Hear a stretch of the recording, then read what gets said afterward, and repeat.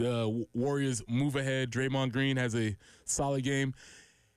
The last time I saw the Warriors, Draymond Green had gotten a flagrant foul within 3 minutes of the game starting. The game started, he gets a flagrant foul. And I think he's figured out some sort of way where a flagrant foul doesn't count as a technical foul. So now he's just moving he's like stacking techs on top of flagrants, and he's moving his way around, and I don't think they count as personal fouls. So Draymond has figured out a way to game the system. It's playing chess. I guess in Draymond's best way.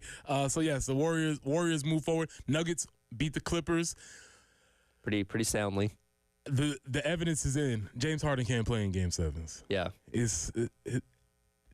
the nickname is Small Game James, and that is very tough. That's a tough one to live with. Yeah, that's a tough one to live with. Maybe we'll get into a little bit of that. I picked a bad time over the weekend to have a beef with Joey Logano. Oh yeah.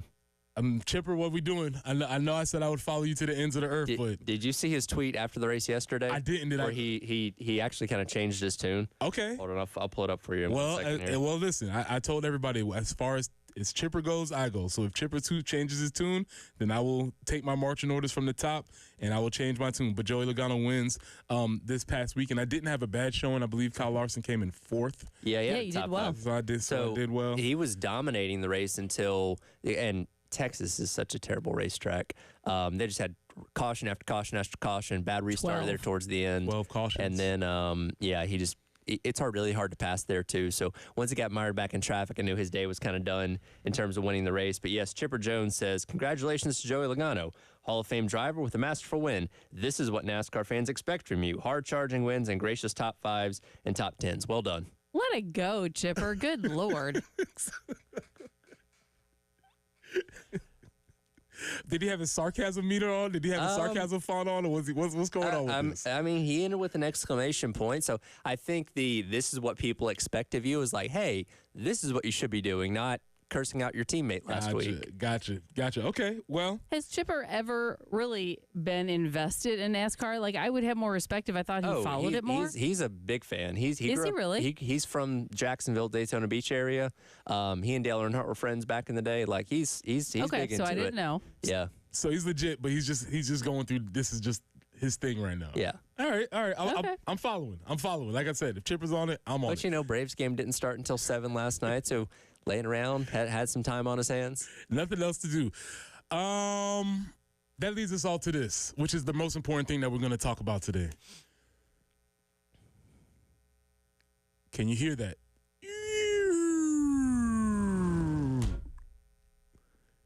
Has Gamecock baseball hit rock bottom? Is there anywhere lower than rock bottom? Well, when we was growing up, when I was growing up, they said you could dig yourself to China. I don't know if you remember that. You could just keep digging to China. I don't know if we've made it there yet. We all believed it, right? Yeah. It's like if you keep digging this hole, you might. Embarrassment is not the word. There are plenty of words that you could use. Embarrassment is probably at the top of the heap, and I would be saying it lightly for the events that went down this weekend at Founders Park. Yesterday was shameful in a lot of ways. That's a great word. You're in a 6-3 ball game going into the 8th inning yesterday. And again, you'd already lost game number 1, try and rebound, at least, pick up some kind of win. And to get shelled by 16 runs over the next 2 innings, I mean, there's really no words for it. And then you just look dead in the second game. And yeah, you used up all your pitching pretty much at that point in time. But, offense had no life to it, only 4 hits yesterday. And again, it just really felt like you're below rock bottom at this point. I looked it up. Since joining the SEC, South Carolina's only had 1 season where they did not hit double digits in SEC play. That was 2019. And Coach Maneri, the last time he did not have a team reach double-digit wins in conference play, Air Force back in 1994. So we're in rarefied air negatively on both fronts, for the program and for the coach. Yeah, and it's starting to wear. You can see it. It's wearing on the coaching staff. You see it wearing on the players. It's wearing on the fan bases. There's no beams of positive light that have come out of this. And if there were, they were suffocated this past weekend. And it's one of those things like, okay, maybe some of us were overzealous in thinking, yeah, this team can definitely go back to Omaha in year number 1 or be deep in a super regional or something like that. But nobody expected it to be this bad. Like, nobody saw this coming because this program just doesn't do this. Right. And it's not over. It's not over. I know. That's the part. There's just still got 6 more conference games. There's still conference games to play, and we'll talk a little bit about more where this thing could potentially go, where it ends, where it lands up. But this weekend, if there's nothing else, Gamecock baseball has hit rock bottom. They haven't been this bad, maybe ever. When we start talking about, we usually say it in a positive way, like all our goals are in front of them. Well, they're playing to not be historic in the worst types of ways this weekend or these weekends coming up. I think it's not funny, but next Wednesday is when the SEC Storied airs for the back-to-back national championship teams. Obviously, the relationship they had with the with the kids at the Children's Hospital that they kind of used as motivation for winning those national championships. If you're angry right now and you watch that next week, I think you're going to be 10 times angrier because it's like, look at where you were. Yeah. Look at what this program was just over a decade ago. And again, it's fine to be critical of Holbrook and Coach Kingston, but they were never this bad. No, they didn't have the program this low. And again, it's not like Maneri was some assistant that got his first head coaching gig. This is a guy that's been there and done that. This is a guy that knows the lay of the land in Omaha because he's been there so many times and hoisted a national championship. And again, was it maybe too much to expect him to be there in year number 1? Sure. But nobody thought it was going to be like this. And that's the issue. And that's the problem. And that's what we want to come back. When we come back, we're going to dive into this weekend. We're going to hear from Coach Maneri. We'll analyze what may possibly have been the worst weekend in Founders Park. It may possibly have been the worst weekend. So if you want to see fortunate that you witness history, possibly. But when we come back, we'll listen to Coach Paul Maneri and we'll talk a little bit of Gamecock baseball. This is the early game.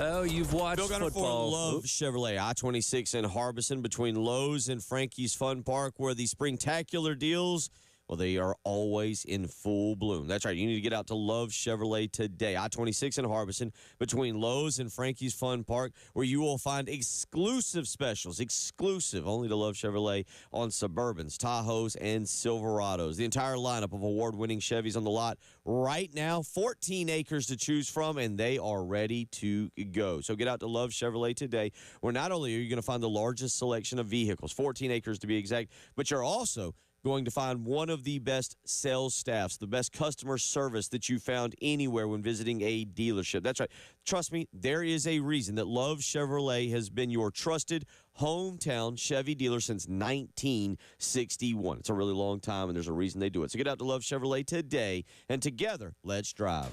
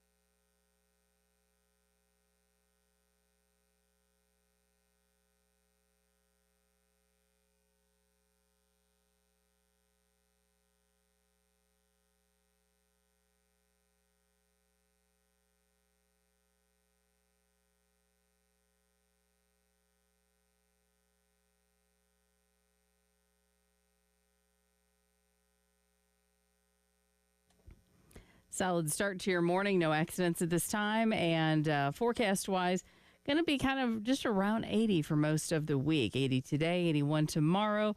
Could see a few showers coming in on Wednesday and Thursday.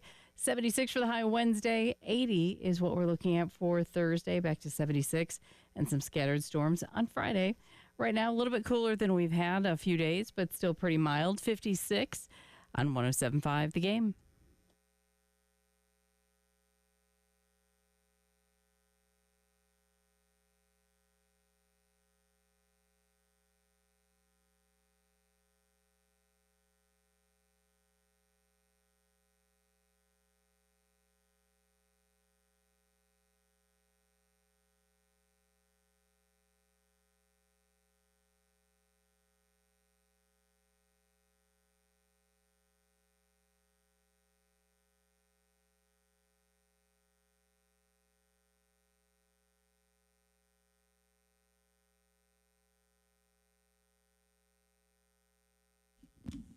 There's not really much to say in an opening statement. We just got beat by a better team today.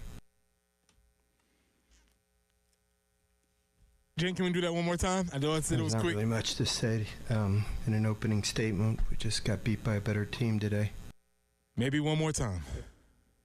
There's not really much to say in an opening statement. We just got beat by a better team today. That might be the understatement of the year. When you just get beat by a better team. Anyway, welcome in, Preston Thorne, Tyler It's okay Head, at this point Jensen. to say we got hammered. Yeah, yeah. When you hear if it was to play a little game and you was to say, all right, coach said this. Yeah. Right. What would you have thought happened this past weekend? You hear the coach say not much to say. We just got beat by a better team. That's like, okay, I don't know. You lose game one by, and we're talking about a doubleheader, obviously. Lose game one by 2 or 3, maybe lose game 2 by, I don't know, 3 or 4. Game 3, you're just kind of out of gas at that point. Maybe lose it by 6 or 7, whatever. You're not the most competitive, but you're not like a mile away. That right? didn't happen. That Tyler. didn't happen. That did not happen. 22-3. I thought it was the football score. Yeah. Did they get a 2-point conversion? How did they get to this 22? 22 is a tough number. 22 is a tough number to get to in football. That is a tough number to get to in football. So that's one of those origami scores. Like that, did it ever actually happen? Yeah, and it's one of those things that if you didn't watch the game and I told you it was 6-3 heading into the 8th inning, you've been like, what? Yeah, and that's the other part. Because of the run rule, you're sort of supposed to prevent these things from happening. Sure. But the hard part about baseball, and which is the beautiful part about baseball, is you got to get all the outs. Well, that's the thing is Florida wasn't up by enough at the end of the 8th inning to warrant a run rule. They scored 11 runs on the top of the 9th to get them there. Yeah, and so you have to get all the outs, and you get a chance to come back because they were at home, which makes this thing even worse. It makes it feel maybe 20, 30 times exponentially worse because you were at home and this thing was happening. And then not only were you at home, but, in 50 minutes, you're supposed to be playing again. And again, they were just dead for the second game. They didn't have anything offensively, defensively, pitching-wise. Again, it was just kind of a whimper on what was a very disappointing weekend. So, Jen, can we go to number 5 here? Let's listen to Pulmonary talk about his assessment of the performance from this weekend. Well, thank you. I think that's a compliment. Believe me, for 40 years, every day hasn't been easy. So I've unfortunately have a lot of experience of some bad days, rough days. It's not about me. It's about the kids. I'm here for the kids, not for me. And, I just wish we'd have played better. The biggest thing, you are what you are. You're not going to make guys all of a sudden throw 98 miles an hour. You can't all of a sudden make guys hit the ball 450 feet. But we had some defensive lapses today, which I think is the most disappointing thing to me because, you can deal with whatever your so-called limitations are, but it's not that hard to field a ground ball. You know what I mean? Those are things that any player should be able to do. So, yeah, it was just in every aspect of the game, we just didn't play very well today. And consequently, we lost 2 games. This statement reminded me of the statement that Lamont Paris made in his first year. Okay. He said something to the effect of college players should be able to hit free throws when they were really struggling with free throws. And you hear coaches say these types of statements when maybe they've come to a point where they feel as if the team's not performing to the limited capabilities that they think they already have. Taking talent aside, taking, as he said, limitations aside of what you think their actual playing abilities are, there are some very fundamental things that a college athlete should be able to do. And I remember Lamont Paris, that stuck out to me, him saying, like, we should be able to hit free throws. I'm not asking you to do anything else. And it sounds like Paul Mainieri is saying this idea of, like, hey, man, we should be able to make routine ground ball plays. Yeah. And they weren't able to do that defensively. But it's still his issue to fix. Sure. It's still his issue to correct. It's still his issue to coach. And that has not happened. Yeah, no, you're absolutely right. And I'm actually trying to pull up the numbers here of where they stand in the SEC when it comes to errors on the season. Yeah, they're up there. They are third from the bottom. Yeah, 17 errors. Okay. Not as egregious, but it feels like most of the errors that they've had have come in conference play in critical moments, obviously. And again, it's been everybody. It's not one person.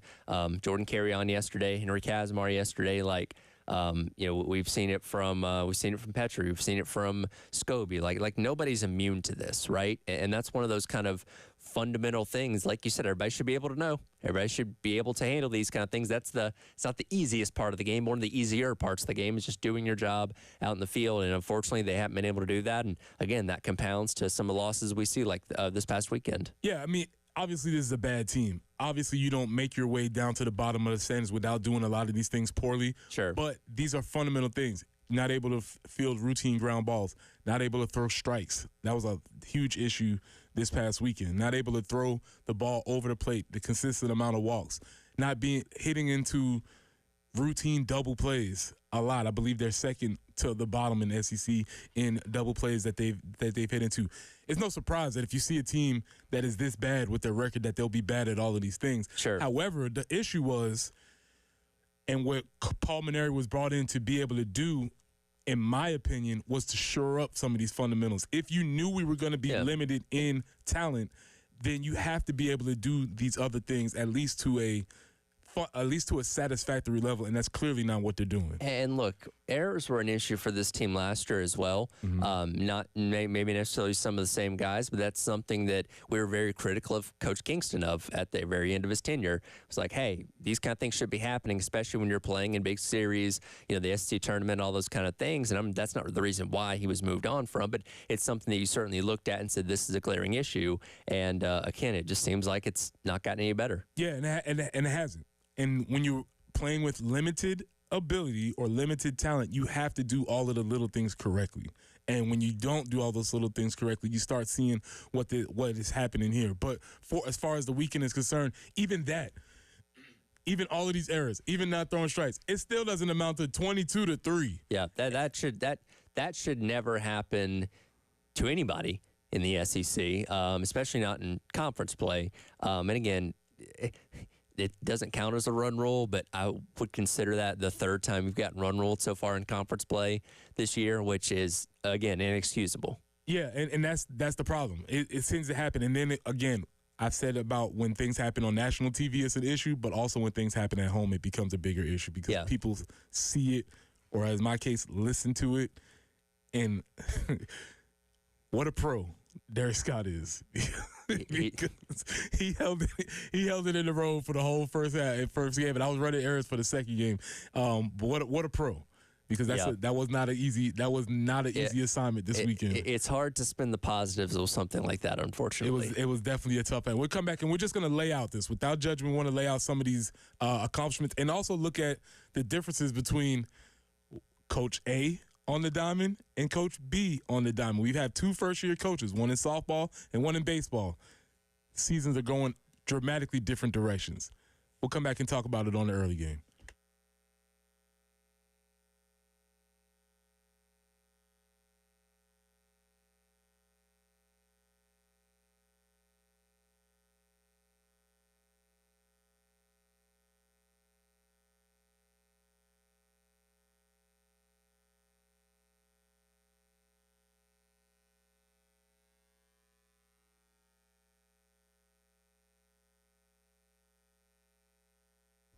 Hey, it's Jen for CHW Cabinetry in Lexington. Demolition that we had to do in the kitchen. It was not expected, and let me tell you, it was not fun to go through. But the folks at CHW Cabinetry, they made it so much better, and they helped us get everything figured out.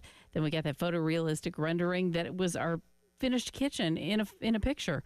But we could take that, even though it wasn't finished, we could take that picture to go pick out other things, figure out paint and backsplash and all of those other things to pull that kitchen together. But I'm telling you, kitchens, while they can do other things, like maybe get some drawers put in your pantry to make your pantry a little bit more functional, they can do that. But they do other things around the house. They can get rid of those wire hanging racks in a closet. Maybe they can set up a home office workspace for you. What you need to do is visit chwcabinetry.com or call them today, 803-520-6837, and tell them Jen Jensen sent you. CHW Cabinetry in Lexington, passion from inspiration to installation.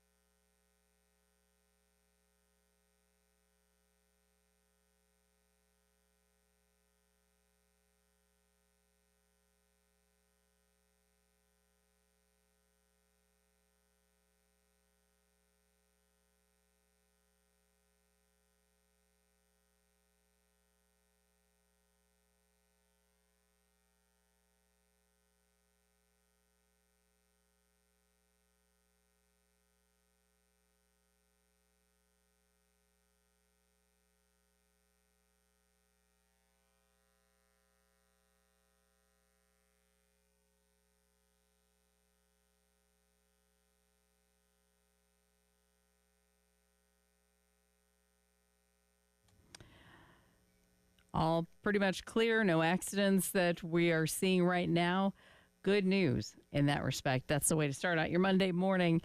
Your forecast really is pretty awesome as well. 80 today, 81 tomorrow. Might see a few showers on Wednesday and Thursday and some scattered storms possible on Friday, but we're going to hang around the upper 70s or right around 80 for a good part of the week. Right now, we do start the morning off with fair skies and 56 on 107.5 The Game.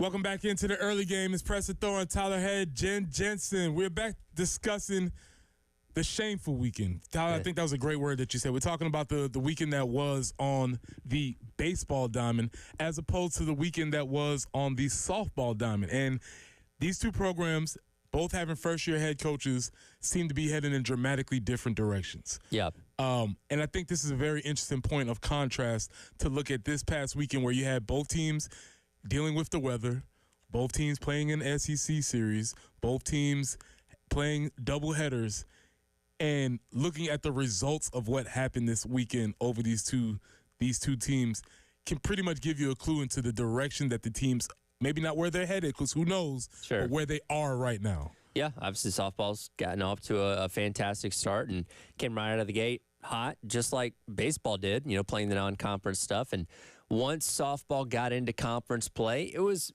clear that they still had some work to do to obviously get to the levels of the Oklahomas and stuff like that, but they've been competitive in all those games. Again, that first series on the road at Oklahoma, they lost all three of those games by one run. That told us, hey, again, that's the standard of women's softball at the college level, and to be competitive against them was obviously a good sign. And look, they've had their ups and downs. They've had some series that have not quite gone their way, and they've had some games where they themselves have gotten run ruled, but they always bounce back after that. It's not one game looks terrible, then the next couple games look terrible as well. If they have a bad game, they usually typically bounce back and look better that next time out. And like on Thursday, they get that's run what I was saying, the first game of this series. And then they go out there and end up winning the series. And that was actually the first time that I saw Coach Woodard, Ashley Chastain Woodard. She was pretty demonstrative of saying that was not up to their standard level of performance. Right. And she was pretty clear that that was not a thing.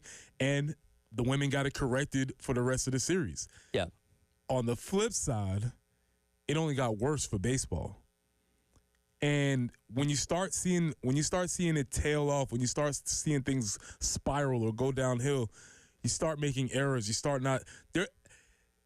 Watching a baseball game, I don't know what is the feeling that's worse: watching your team make errors or watching your team not throw strikes. What do you have for that? What, as a spectator, you're just watching the game. Yeah. Oh, errors. You think errors are the worst? Oh, my gosh. Because, again, that stuff, sometimes a pitcher can get in a slump, have an issue. But, man, just the basics. Yeah. I think it just doesn't provide for a feel-good experience. No, it doesn't. And again, the lack of throwing strikes has been an issue this entire season. So I guess, I don't want to say you're used to it, but I guess you kind of become numb to it at some point. Mm-hmm. But the errors, again, for routine things, balls going off the glove, drop pop flies, just like, and yeah. Could we go out there and do better than them? No. That's not the point. When you play at this level, there's an expectation of things you should be able to do without issue, and routine things in the field shouldn't be a problem. Yeah, and that's always that's maybe an early preview of Thorns, Buds, and Roses, because a lot of times, especially people that played other sports, that's one of their first sort of comebacks. Well, why don't you go do it? No, I'm not trained. I'm not the scholarship athlete. I was not recruited to come here and play at this level, right? And they are, which is why. And I saw, which is why I'm paying money to go watch them do it. I saw a really good analogy this weekend. I don't have to be a pilot to tell you what a plane crash looks like. I like it because again, do I play on that level? No. But I know what good baseball looks like, and that's not it. Yeah, I think that's a very fair assessment. I love that analogy. That one always irks my nerves. Like, well, why don't you get out there and do it? No, it's not my. No. That's not what I'm trained to do. That is not the expectation of me. It's not what I am here. I am here to eat this hot dog, drink this light beer, and be entertained. That's what I'm here for. And because I've watched this a lot, you can make assessments. And so I always, yes, as a spectator or yes, as a fan, you may not know all the ins and outs or the X's and O's or the super intricacies of. But if you're up here listening to sports radio at 6:38 in the morning, you got a decent idea of what sports is. Sure. What sports are, what they're supposed to look like, how teams looks to be successful. And this is not it. And this is a really interesting issue because as you move forward, I told you, I think this is interesting because every time Ashley Chastain Woodard has been immensely successful. Yep. She's won 39 games this year, the most by any softball coach in their first year. Obviously, this hire has worked. Boom. Take that with you. Hopefully, that program continues off and running. You only see success in the future for this program. The baseball program, the hire has not worked to this point. Well, and that's the thing for softball. This is year one, and you expect, okay, this is your starting point for year two. To only get better from here, where you can, again, hopefully be in that same conversation with the Oklahomas and the Texas is one of the best programs in the entire country. If this is your starting point for year two with Coach Maneri, how much better can it actually get? How much bigger of a step forward can you take in that second year? I don't know. Well, I think that's a really interesting part because that's why I wanted to bring up Lamont Paris's first year. Yep. Lamont Paris's first year was not successful on the court. The record, I believe I just wrote it down, 11-21 overall, 4-14 in the SEC, not good, okay? However, and this is maybe me just speaking for myself, in listening to Lamont talk about the way he thought about the game, listening to his post-game press conferences, listening to the way he was, his thoughts around the game, yeah, I felt encouraged moving into the next year. The team was not good. Sure. He had the G.G. Jackson situation that he handled superbly, in my opinion. So he did face challenges. The team was not good. They didn't play well. They had a bad record. And all in all, I left that season thinking, maybe this is the guy. And remember, Coach Paris had only been a head coach for a few years prior at Chattanooga, so it's not like he had this wealth of head coaching experience before he got to South Carolina. Obviously, that's a big step up in competition level going from the SoCon to the SEC, and not that we were excusing how rough year one was, but I think a lot of people said, okay, that's not the most surprising thing in the world when you have a head coach making that kind of jump and struggling in year number one. That shouldn't have happened with this, though, because, again, this isn't a coach that had only been doing it for a couple years. Coach Maneri's been head coaching for like 40 years, as he said many times before. He's been in this conference. Obviously, as he said multiple times now, and a lot of people are upset with it last week when he really just kind of said it specifically, he did not expect the conference to be this good or the competition level to be this much of a step up from what he left back in 2021. It seems like he's in over his head right now. That's the issue. When you heard Lamont talking during that dreadful season, it never felt as if he was over his head. It never felt as if he didn't know where he was going or where he was at. He might have felt that he had some things to correct. Yes. Maybe there was some adjustments to be made, but he never felt like he was looking around and wondering what was going on. When you are being led by someone, whether it be a teacher in a classroom, a coach, or whatever, the confidence in the way that they talk to you goes a long way. And again, if you're playing on a Little League baseball team and you're losing games where your coach's like, hey, guys, I know this is tough right now, but I know what we're doing, I know where we're going, we're going to figure this out. And you say, okay, coach knows what's up. Let's follow coach, and we feel good about it. And like you said, Coach Paris, even through all those losses and the tough games they played in year one, there was always that confidence about him like, yeah, hey, I know this isn't going great, but I know what we need to do to make this better. I'm not getting that out of Coach Maneri last night right now. Look at this. Yesterday, in the 5 minutes that he talked to the media, he never spoke for over a minute and 10 seconds, and really only went over 30 seconds one time. When at the beginning of the season, Coach Maneri would talk for 5 minutes on every answer, no matter what you asked him, because he was just so excited. And he went in so many different directions with things, explained things really well. This is a broken man that is speaking now when he doesn't want to talk for more than a minute more often than not. That's a very, very good point. And it really is. And, in one of the comments that he made that we've already played and we'll probably play again, where he actually says, despite the talent pool or something to that effect, we should be playing better. So it's almost like he's starting to admit, we have a lack of talent. You don't have the horses. Mm-mm. Matter of fact, Jen, let's play that. It's clip 5. Let's play that one more time. Well, thank you. I think that's a compliment. Believe me, for 40 years, every day hasn't been easy. So I've unfortunately have a lot of experience of some bad days, rough days. It's not about me. It's about the kids. I'm here for the kids, not for me. And, I just wish we'd have played better. The biggest thing, you are what you are. You're not going to make guys all of a sudden throw 98 miles an hour. You can't all of a sudden make guys hit the ball 450 feet. But we had some defensive lapses today, which I think is the most disappointing thing to me, because, you can deal with whatever your so-called limitations are, but it's not that hard to field a ground ball. Those are things that any player should be able to do. So, it was just, in every aspect of the game, we just didn't play very well today. And consequently, we lost 2 games. limitations. Yeah, that was the word. So he used the words limitations, and I think when Paul Maneri was hired, it was this idea that this program had hit a ceiling, and he was going to be able to use his expertise and skills to take them to raise the roof, to get this program to the next level. Consequently, that hasn't happened. And also, it feels like the floor is dropping out now. Yeah, and you ask yourself the question of, okay, if you didn't make the change and Coach Kingston was still here, would they be this bad? I don't think they would be.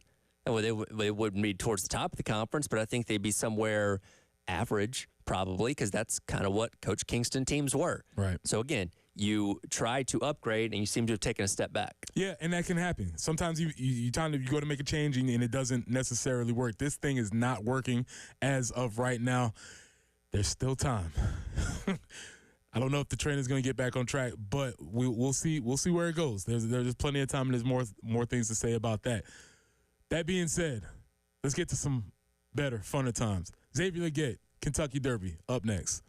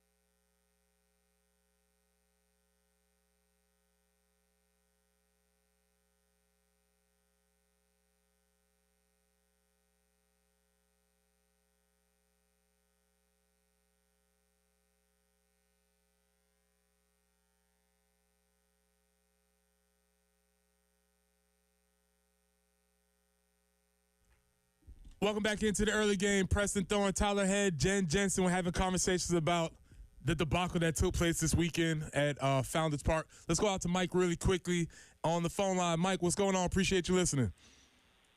Hey, man. Hey, y'all. Well, I listened to what y'all were saying, y'all. Y'all nailed it right on the head. Maneri, in his postgame yesterday, he didn't elaborate on anything. But, y'all, he never answered, y'all. For a guy who's done this for as long as he has, he had no interest there. He has no idea where we need to go, what we need to do. Y'all, I was here this whole weekend. He doesn't know how to manage the game, y'all. Like yesterday, y'all, in the first game yesterday, he takes Tyler Pitzer out when he has 2 outs. When you know we have 2 games yesterday. I mean, he was getting ready to get out of this inning, and then knowing that you have 2 games, you don't do that. And then, y'all, these players just look like they're playing for themselves, but they don't. They certainly don't look like they're responding to the coaching staff. And y'all, like you said, you don't have to be a pilot to know what a plane crash is looking like. Y'all, we need to, emergency evacuate this plane, and we need to find another answer, y'all. Thank you. Mike, appreciate you listening. I think that's a very fair assessment. And I have actually been wondering of folks who were there this past week because I listened to it on the radio. As I said, Darius Scott is a pro. He's awesome. He had to do some heavy lifting. Yeah. A lot of lipstick to put on that pig. He had to do some heavy lifting. Well, listen, he has to keep you listening. He has to keep you engaged. And, I mean, he did a great job. That is a tough job. Because he is fantastic at his job. But, man, the sparseness, the silence, the lack of atmosphere was way too jarring. much blue and orange in the crowd. Yes. Yeah. I do think it's funny, when we give away tickets during the week for a series like that, the lack of the phone lighting up sometimes I think is very telling. Yeah, you can sort of see it, and the people that were there, it was a rough experience. Not only the weather and everything like that. Which, if you stayed for all 12 hours on Friday night, shout out to you. I did see this, right? They did a discount. They did discounted products at the end of Friday night. Yeah, because the game didn't restart until, was it like 10 or something like that? Because the game was supposed to start at 7, played 3-ish innings, and then long rain delay like 3 hours. Didn't wrap up until, 12 something. It was late.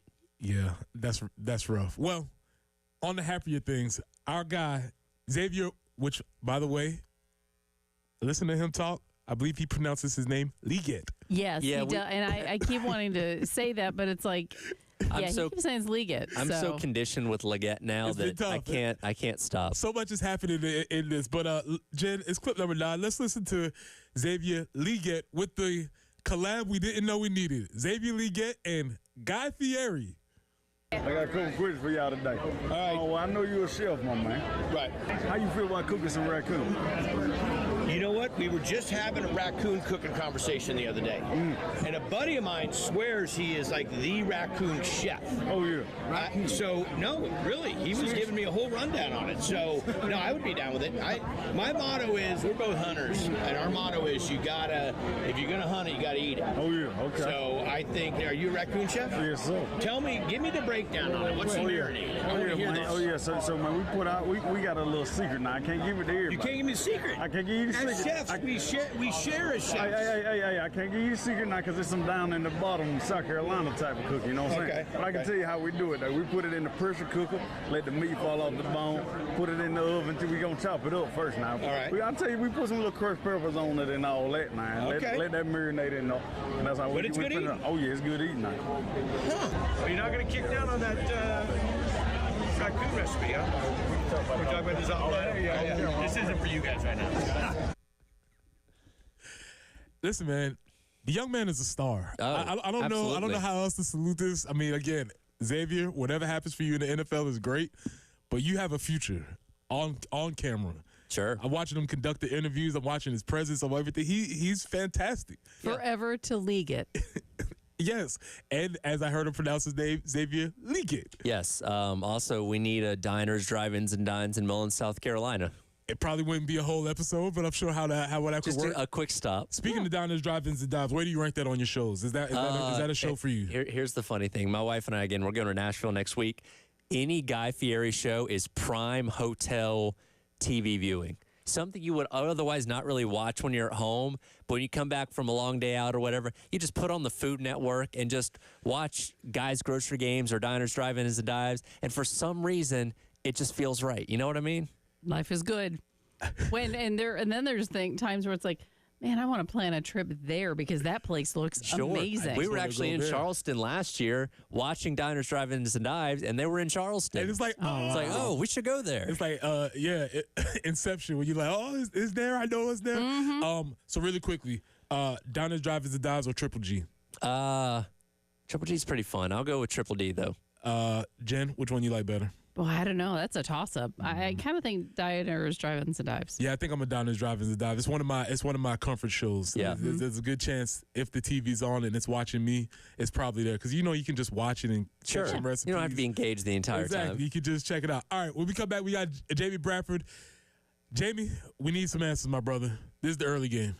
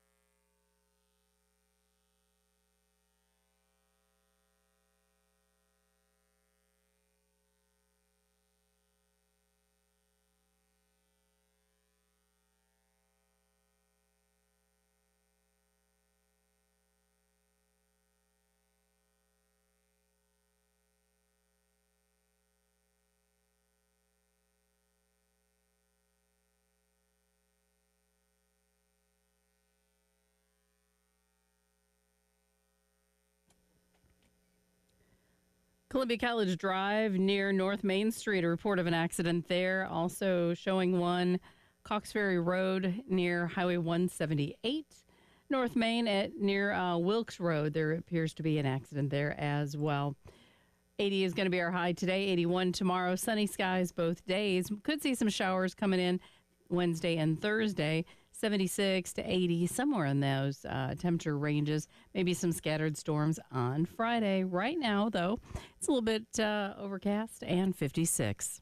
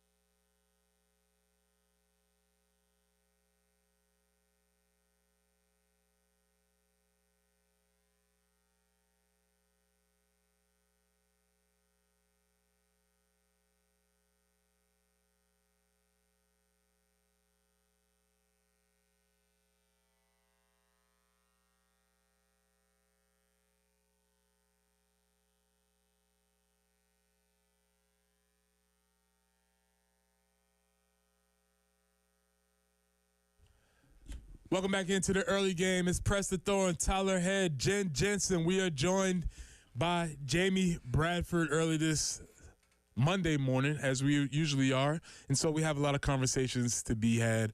But we were talking at the end of the last segment about Xavier Leggett, who was the NFL social media correspondent to the Kentucky Derby. Did I get that title correct? That has got to be the first time that has ever happened. I think that was the first time. I don't know anybody else in the NFL that could have done that. That's true. What? Well, Zamir White. Zamir White is a horse guy too. Zamir White is a horse guy. But he's not as well known for it as Xavier is. Guy. Yes, not known as being a horse guy. There is some things that'll be happening there. And I know we'll talk a little bit later on about a little bit more of what Xavier did. But as far as like the little toy horse thing that he had the microphone on, I mean, but it fit him perfectly. This big dude carrying this toy, it was hysterical. Like I said, listen, man, first round draft pick, had a very above average season last year. Had a fine year. Had a decent year last year. Listen, whenever you finish with this NFL thing, there's a spot for you in front of the camera being yourself. I think he has his own show coming. And again, his best day on an NFL field is not going to make him as happy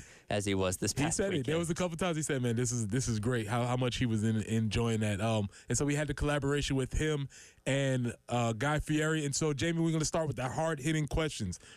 Off top, Triple D versus Guy's grocery games. Which one you got? Triple D versus Guy's grocery games. Mm-hmm.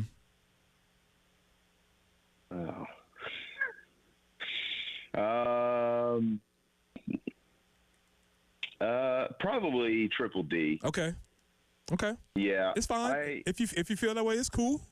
Yeah, well, I mean, it's like they've been to so many places that I've been, which is obviously good, not just in Charleston, but like I remember when I was in school, he came to 5 Points when they opened. What was the burger place down there, not far from Rocco's? Paulie's Front Porch. Yeah, Paulie's. Mm-hmm.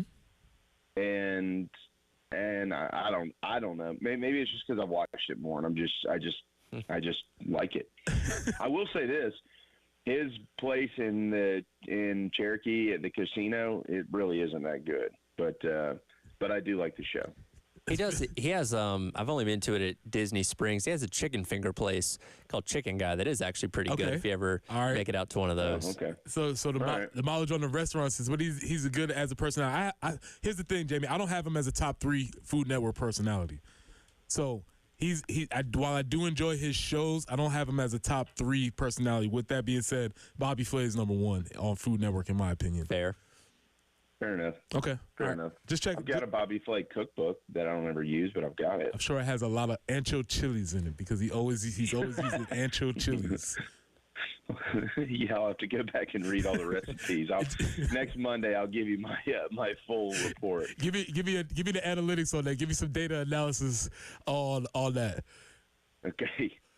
Well, you got it. Jamie, we got to laugh to keep from the tears that are probably drying up on our shirts and everywhere else from this past weekend. Tyler said the word shameful. I think embarrassment is a word. there's a lot of ways we could describe this past weekend, but in your opinion, how do we assess this past weekend at Founders Park? I think we've reached a tipping point with where this group of players is versus who's in charge of them. If you want me to be fully honest with you. Yes, sir. Appreciate it. I don't think that they're responding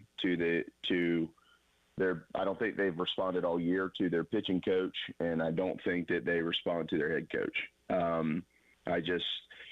It's a group that has had a lot of heartbreak, certainly, throughout the season, and that can add up, as you well know. If you go through a year of tough times and you don't really ever get over the hump, or it's rare that you get over the hump. I mean, obviously, it's hard to eliminate that negativity from your program. And then you run into a strange weekend like this where, you had the rain delays and you just had things that were very unusual or out of sorts for a normal SEC weekend. But, let's go back. Florida, do y'all realize that Florida was 1-11 in the SEC? They were 1-11. I didn't realize that they were that bad, but I knew they weren't having a great season. Right. They were 1-11. Okay. And right there alongside the South Carolina Gamecocks. I mean, now they had some injuries. Carolina's had some injuries. You can certainly make an argument that the talent at Florida is probably better than it is here, especially on the mound. But they rallied together around Kevin O'Sullivan, and they said, "Yeah, that's not the history here. That's not our tradition. This isn't how we do things. We're gonna come out swinging. We're getting to the late rounds, and we're gonna come out swinging, and we're not gonna get knocked out of this fight early." And look at them now. They're on a roll. They took down Arkansas last weekend, and they came in this weekend. Last two trips to Columbia for Florida baseball, they've been 0-6. They've been swept twice, and South Carolina went to Gainesville last year and won 2 of 3 games. So, they've had the better side of this series for a little while now. And then, you had the early lead on Friday and all those things kind of going on, and then they couldn't hold it. And then you had what happened Saturday or Sunday, and I see a team that is just not responding to leadership. And so, how do you fix that? Well, do y'all want me to stay on until 9:00 this morning, or is my segment in at 8? I mean, this is not Carolina baseball, and anybody that feels embarrassed by a very prideful program, they have every right to feel that way. So we listened to one of the clips of him after the game yesterday, and he mentioned limitations, kind of alluding to the talent that he has as of right now. And, of course, every coach in the offseason is going to feel like they built the best roster to go out there and be able to compete. At what point do you think Coach Maneri realized in conference play this wasn't the team that was going to be able to stand up to a lot of these opponents? Tyler, I don't know. Obviously he became a little bit more vocal about it, a couple of weeks ago. But at the same time, I mean, I'm going to say this as opinion, but I also truly believe, not because of my opinion, but because I do my homework and I have eyeballs and ears. This team, with all due respect to Coach Maneri, who has won so much in his career and is one of the most respected coaches of all time, I have so much respect for him and his career and what he has achieved and the young men he's put out into the world and what they've been able to accomplish, and the guys in the big leagues. And, I mean, he's a Hall of Famer. He is a Hall of Famer. But this roster is not this bad. The players are not this bad. I have not watched one player get better this year. Guys, this team might have been very similar to last year's team, but last year's team was in the postseason.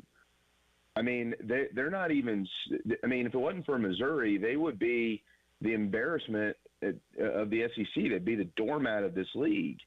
And you're talking about a bunch of – I mean, Blake Jackson last year, guys, was on base for almost 47% of the time. He didn't even play this year. I mean, it doesn't – some of these things don't make any sense. I mean, Kennedy Jones is a career over 300 hitter, in college baseball, and he's just not good. Like, that doesn't make any sense. And I know that he's had a couple of injuries. A lot of these guys have had a couple of injuries. I mean, we're talking about the worst pitching staff since the modern era, since they changed the bats when they went to the drop 3. Most of these guys that are getting time have been in this uniform and have performed better. How did they get worse? You know, I mean, they're not that. So, like, I am not in Tyler. I'm not talking to you, buddy. You're obviously regurgitating what's been said, but like, you're not gonna pull the wool over my eyes. Like, I've seen these kids perform, and people with better baseball eyeballs than I have seen these kids perform. And now they're sitting here watching a season in which they don't perform. So how did they – I mean, if Mark Kingston was so terrible, why were these kids performing under him and they're not performing now? It doesn't make any sense. You know, I mean, so I nobody's going to tell me that, like, oh, these guys, they just need an entirely new roster. I mean, there's a lot of these guys that could have gone anywhere that they wanted to go. KJ Scobie and Bo Hollins and Ethan Petrie. I mean, I'm not saying that they had 30 offers, but does anybody really think that they couldn't have gone and played at other major SEC schools or ACC schools? You're kidding yourself if you think that.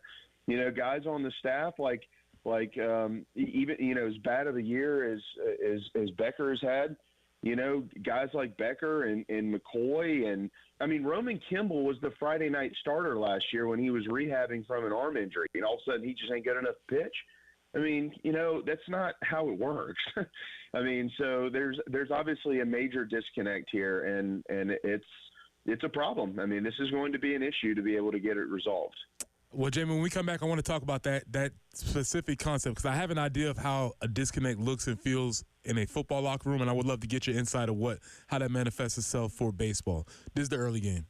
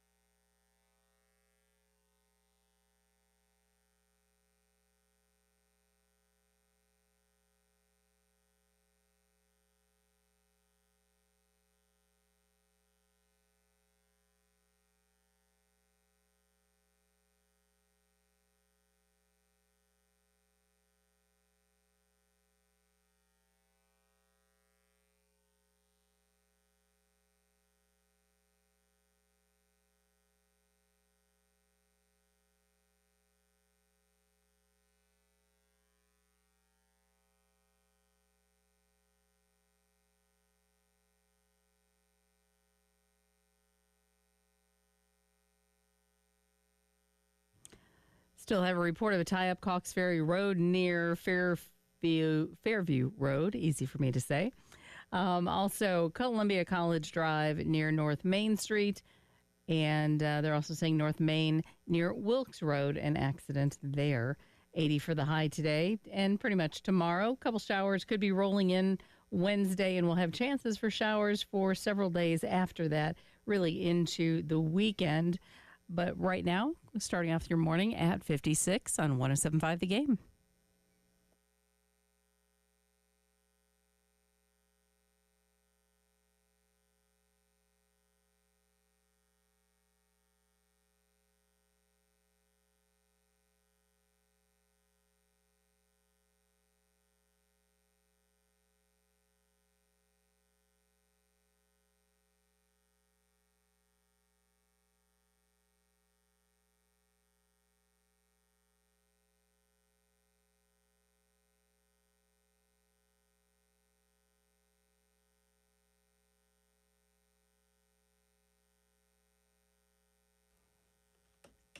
Welcome back into the early game. It's Preston Thorne, Tyler Head, Jen Jensen. We're joined by our guy, Jamie Bradford.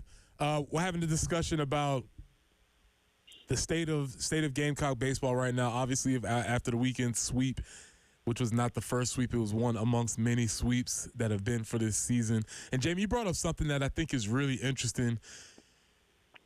You brought up this idea of a disconnect, and it made me think about my time when I played here at Carolina. I was here from 2000 2005. First 2 years, we won 8 games, won 9 games. The next 3 years, we won 5 games, 6 games. And the difference in those teams was that there was a disconnect between the players and staff. And I understand how that happens in a football locker room, and I think I see the things that manifest, because my argument is that those teams were not very different talent-wise. There was about the same level of talents on all of those teams. The same teams that won 9 games were about as talented as the teams that won 6 games. But something that there was a disconnect. And you mentioned that as far as baseball is concerned. How does it manifest itself in a baseball team where the level of talent is not matching the level of results on the field? Well, I mean, I think it starts with what type of value do you feel as a player, and will you be rewarded when you provide that value? You know, one of the things that I know me personally, but certainly like when the change was made last summer to move on, and then they ended up going with Coach Maneri, who I think at the time everybody thought, okay, this is a really good way to kind of stop the bleeding around here, right? I mean, we're going to bring in a dude who's going to kind of restore order. The program was kind of loosey-goosey with some things, like probably needed more did need some more structure. Mm-hmm.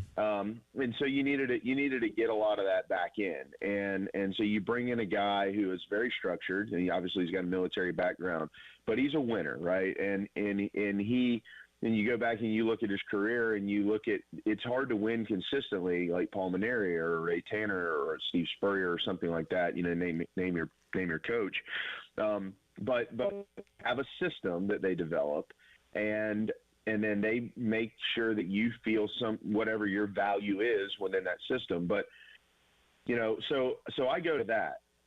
And, and then you get into the season, and it felt to me early on like, I don't know if I would call it a panic button, Preston, but it certainly felt like they were swimming in circles trying to consistently find answers, okay?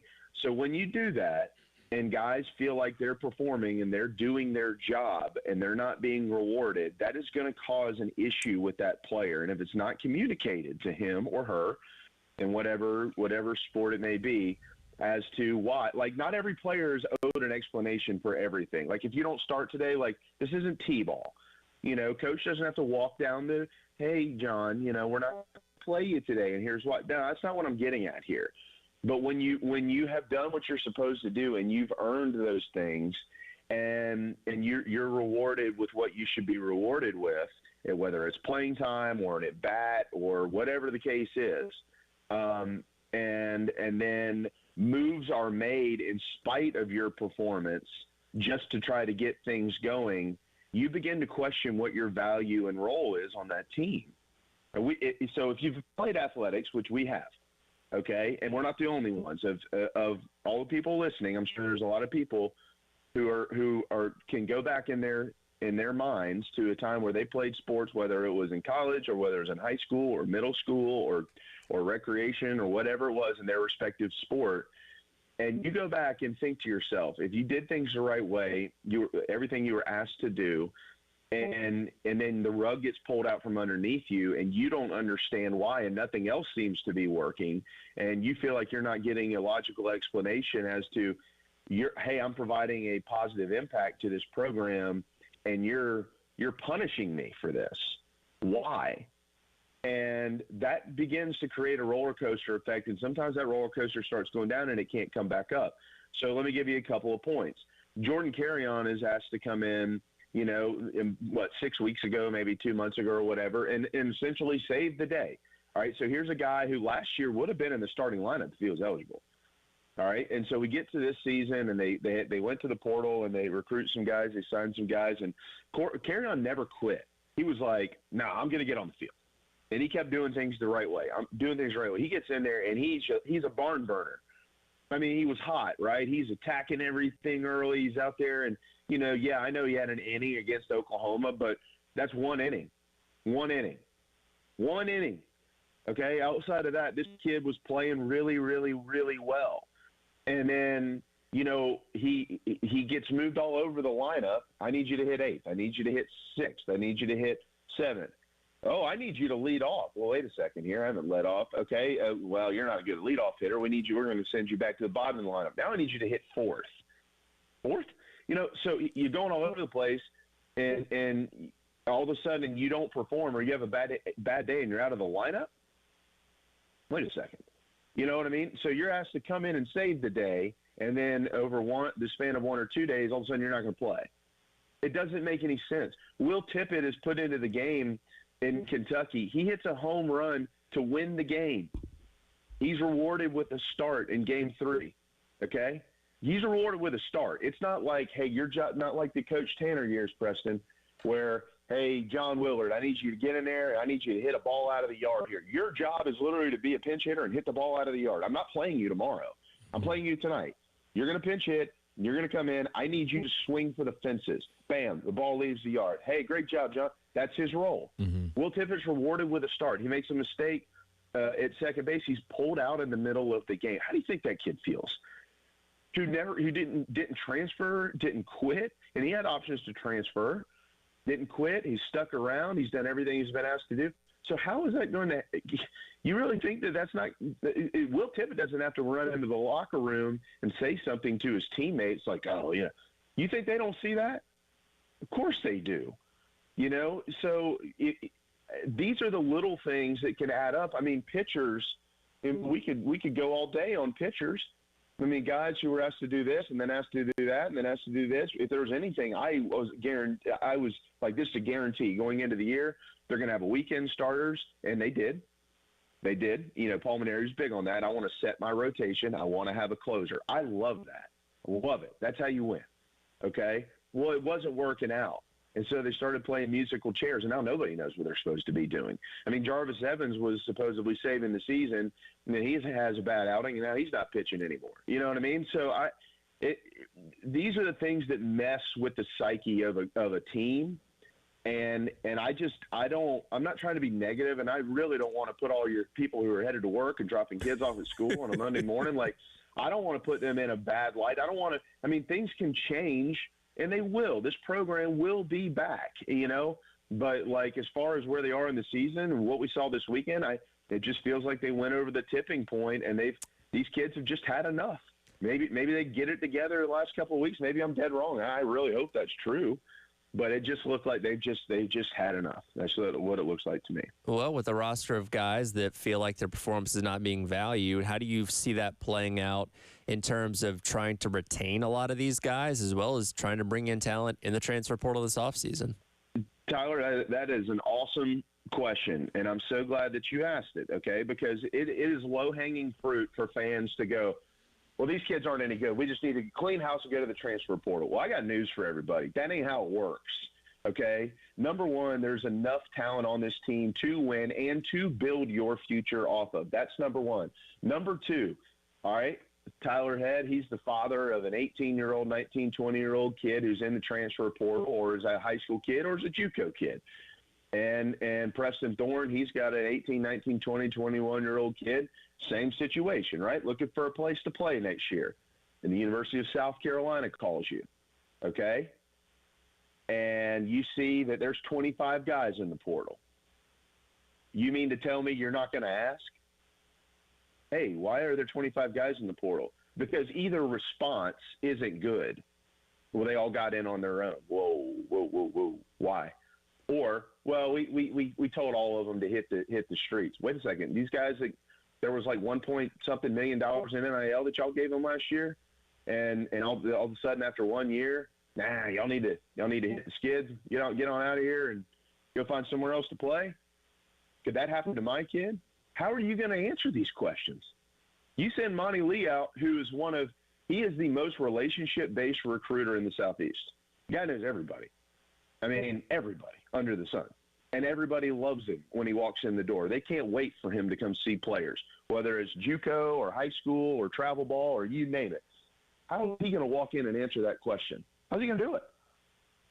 I mean, what would there – so if you as a parent, or if you don't ask that question, you're doing yourself a disservice. If you do, how are you going to react to that?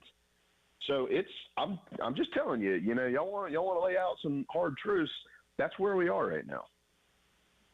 Jamie, you're on fire this morning. I really appreciate it. We're going to take a deep breath, and maybe we'll come back and talk about some happier times because football season is coming and there's hope there. So maybe we'll just take our hope and we'll just move it from baseball season to football season, too. and we'll talk some softball. Yes, sir. Jamie Bradford, appreciate you. Stay with us. We're coming back. This is the early game.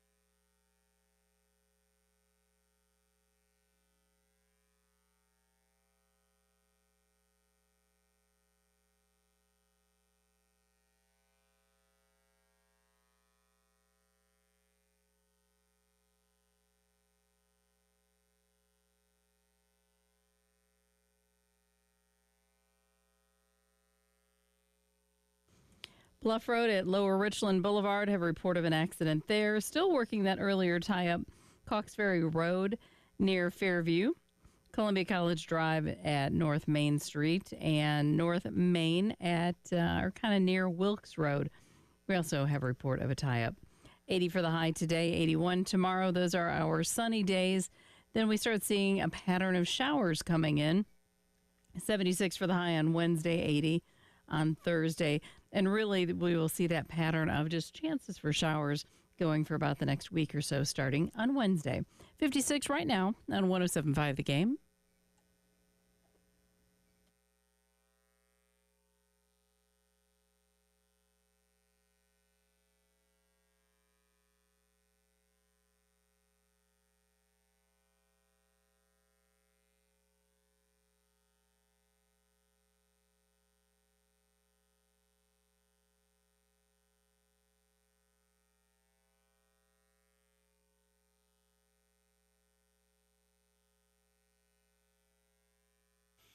Welcome back into the early games. Preston Thorne, Tyler Head, Jen Jensen. We're joined on the phone by Jamie Bradford. We're laying out some hard, difficult truths, conversations that need to be had and will be continued to be had. But that being said, there is good news. There's some positive things that are happening. There's some happiness around here. We talked a little bit earlier about maybe compare and contrast between the first-year coach on the baseball diamond as opposed to the first-year coach and coaching staff on the softball diamond. And Jamie, you wanted to mention what they're doing over there with softball. What you think about this weekend's events?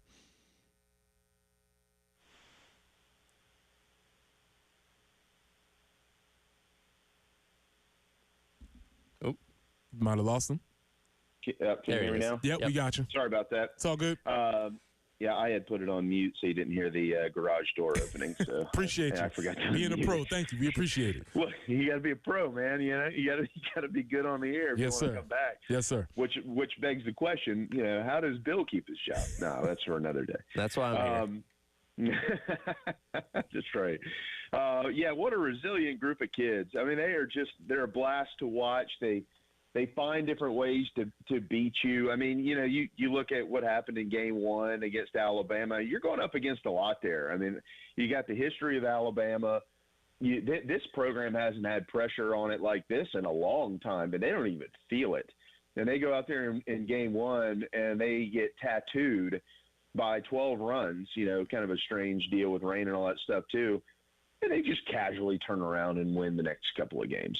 I mean, that's just – they go to Auburn last week, and that bizarre Friday night deal happened, and then Saturday they got blanked, and hey, look, we'll be all right. And I asked Ashley about last Friday night, and she said that she told her team, hey, look, this we learned a lot tonight. We learned a lot tonight, and we will apply that moving forward. You have to get every out in the ball game. The game is never. I mean, just a lot of stuff. But they were able to use that as a learning experience when they lost it 8-7 basically in the last half inning there.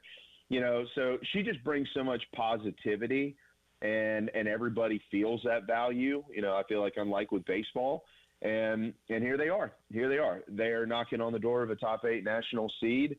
Their resume is outstanding. Obviously, had they maybe won a game in Oklahoma or not lost that Friday night game against Auburn, you could probably go ahead and make a pretty strong prediction that they would be a top 8 national seed. But they're battling with the rest of their peers. I mean, yeah, there's a couple other teams across the country that are in the thick of it for a top 8.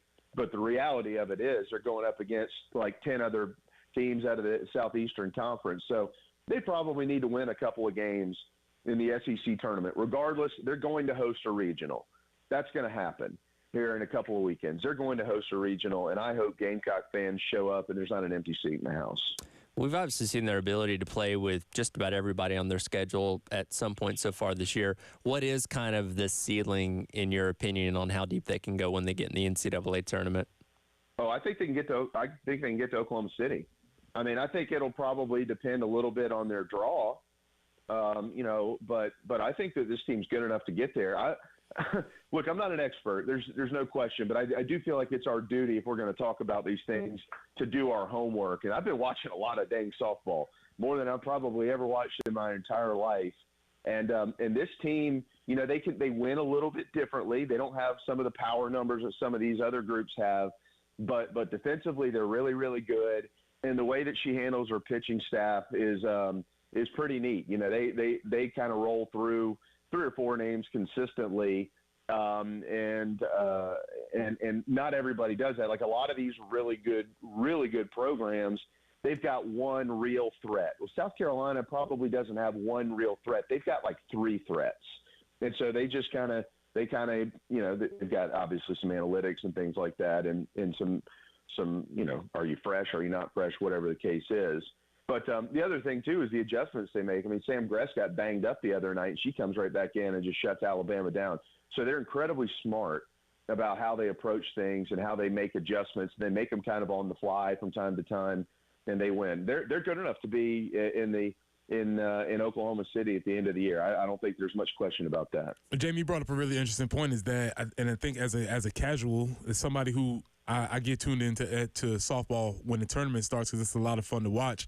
Unfortunately, being a casual softball fan and a Gamecock fan, those two train tracks haven't intercrossed a lot in recent years. And now it feels as if that's going to be happening. As you said, yes, you're watching a lot more softball because guess what? We're here. We're in the conversation where the new coach was brought in to get us into that conversation. And that's exactly what she's done this year. Yeah, they're really good. They've been doing a lot of homework. You know, they've been playing in outstanding environments. If anybody's watched Arkansas or Oklahoma or LSU, these places they've gone, these are awesome environments that they're playing in. And when they're on the road, you know, they're taking tours of these facilities or looking at the things that they do and maybe that South Carolina doesn't do or doesn't have or whatever. And they're creating a true long-term game plan as to how they're going to continue to improve the product, which is the facilities and the players and the whole 9 yards. I mean, this is going to be a really, really neat. I don't want to call it an experiment, but this is going to be a really, really neat thing to watch over the next few years as they just continue to add the pieces and play to stay at the top of the sport. Well, we'll continue to keep an eye on that. Coach Chastain Woodard is cooking, and so we're going to see how this goes. When we come back, did you see this amount of stardom for Xavier Leggett when he was here, Jamie? We come back and we ask the real important questions. This is the early game.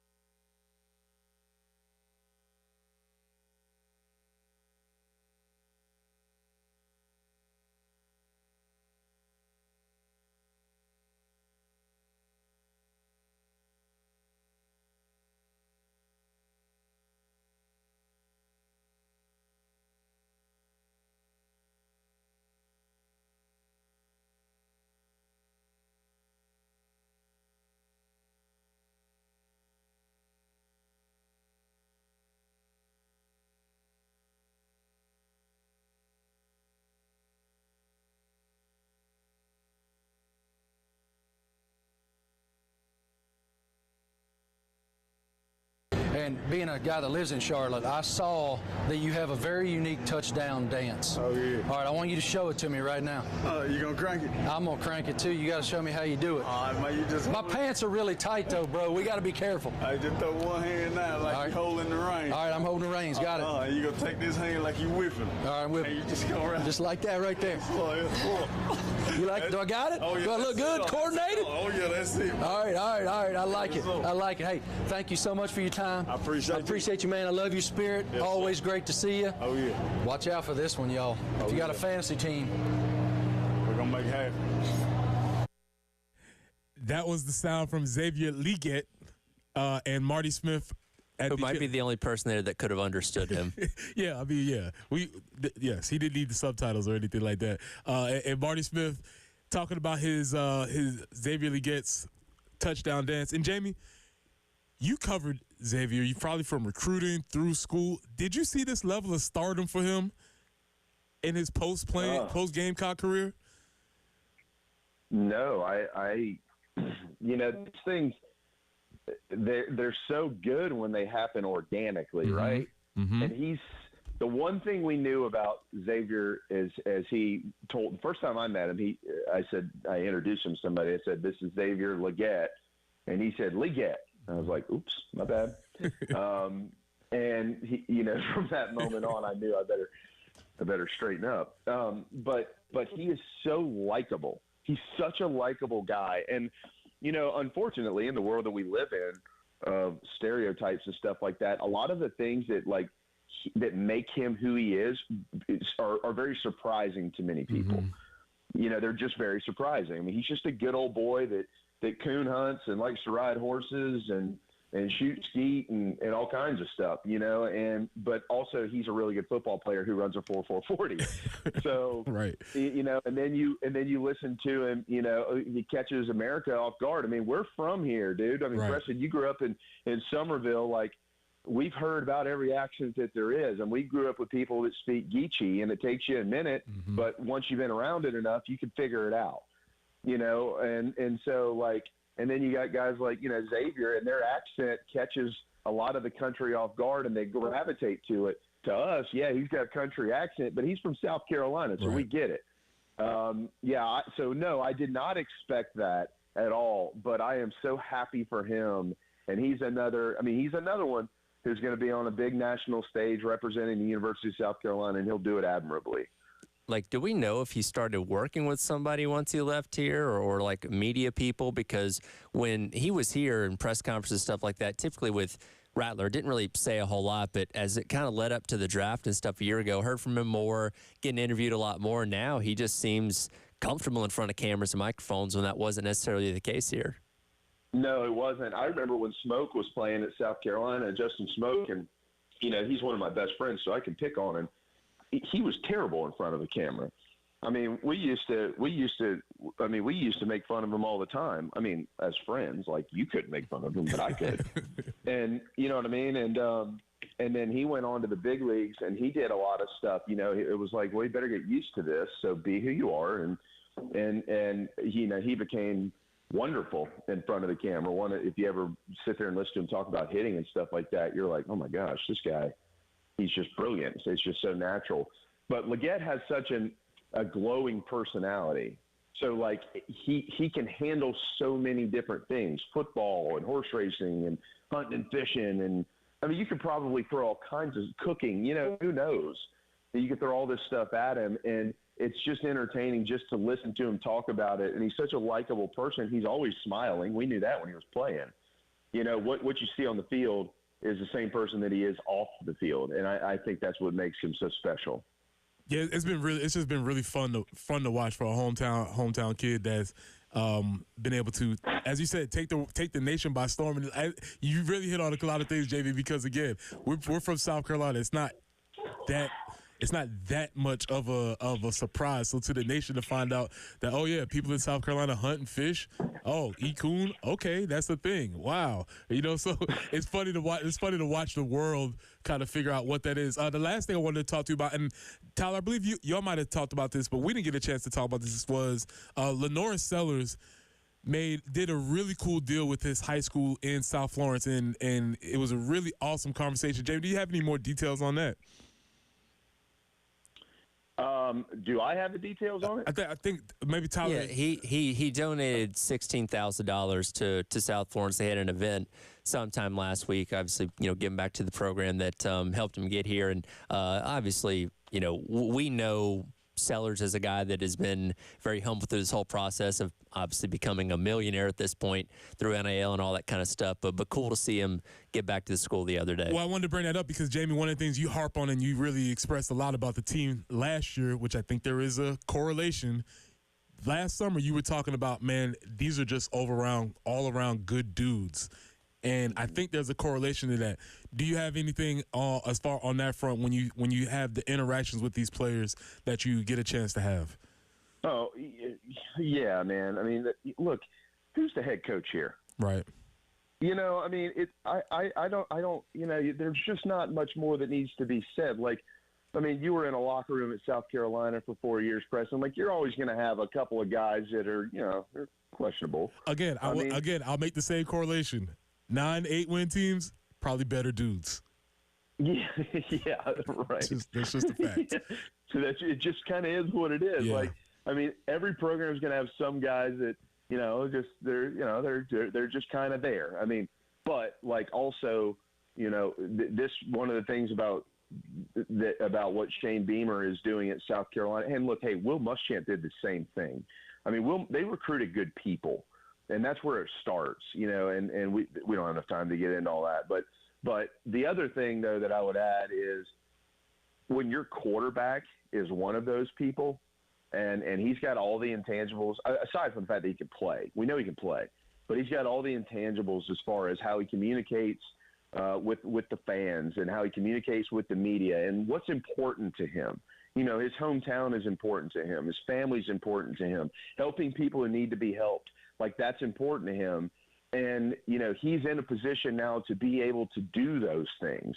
Like, it's not like it wasn't important before, but now he's in a position to be able to turn around and do the things to help because of what you just mentioned, NIL and star status and all these type of things. Like, this is going to be his career. He's going to do this for as long as he plays the sport. And when your star quarterback who's getting all the attention is on all the Heisman lists and they're talking about playoffs and first rounds and this, that, and the other with this football program. But aside from all that, when he's out there standing on that platform, helping communities and legitimately wanting to be there, not because an agent is putting him in that spot, that only leads to good things. So I would say major kudos to Lenore Sellers and obviously Shane Beamer and his staff. Yeah, for those that don't know, I mean, that donation can go so many different directions for an athletic department, whether it's reconditioning helmets, providing meals. It can do it can go a long way for an athletic department. So that's awesome on his end. All right, well, Jamie, we do still have the rest of the season left. What can we redeem as we have to finish out this season in Gamecock baseball? Well, what you want to look for is whether they're still playing hard because like you said, because there's still games to play. I mean, anything can happen. So if you're hot, who knows? But if they've thrown in the towel, that's not a good sign. That's not a good sign at all. So we'll find out on Friday. Gotcha, man. Well, Jamie, as always, we appreciate it. You was on fire this morning, and we really, really appreciate that. Thank you for your insight. We'll be talking to you again next Monday. You got it, guys. Have a great week. All right, appreciate you, Jamie. All right, when we come back, the shoe is about to drop May 6th, A1. Let's talk about it. The early game.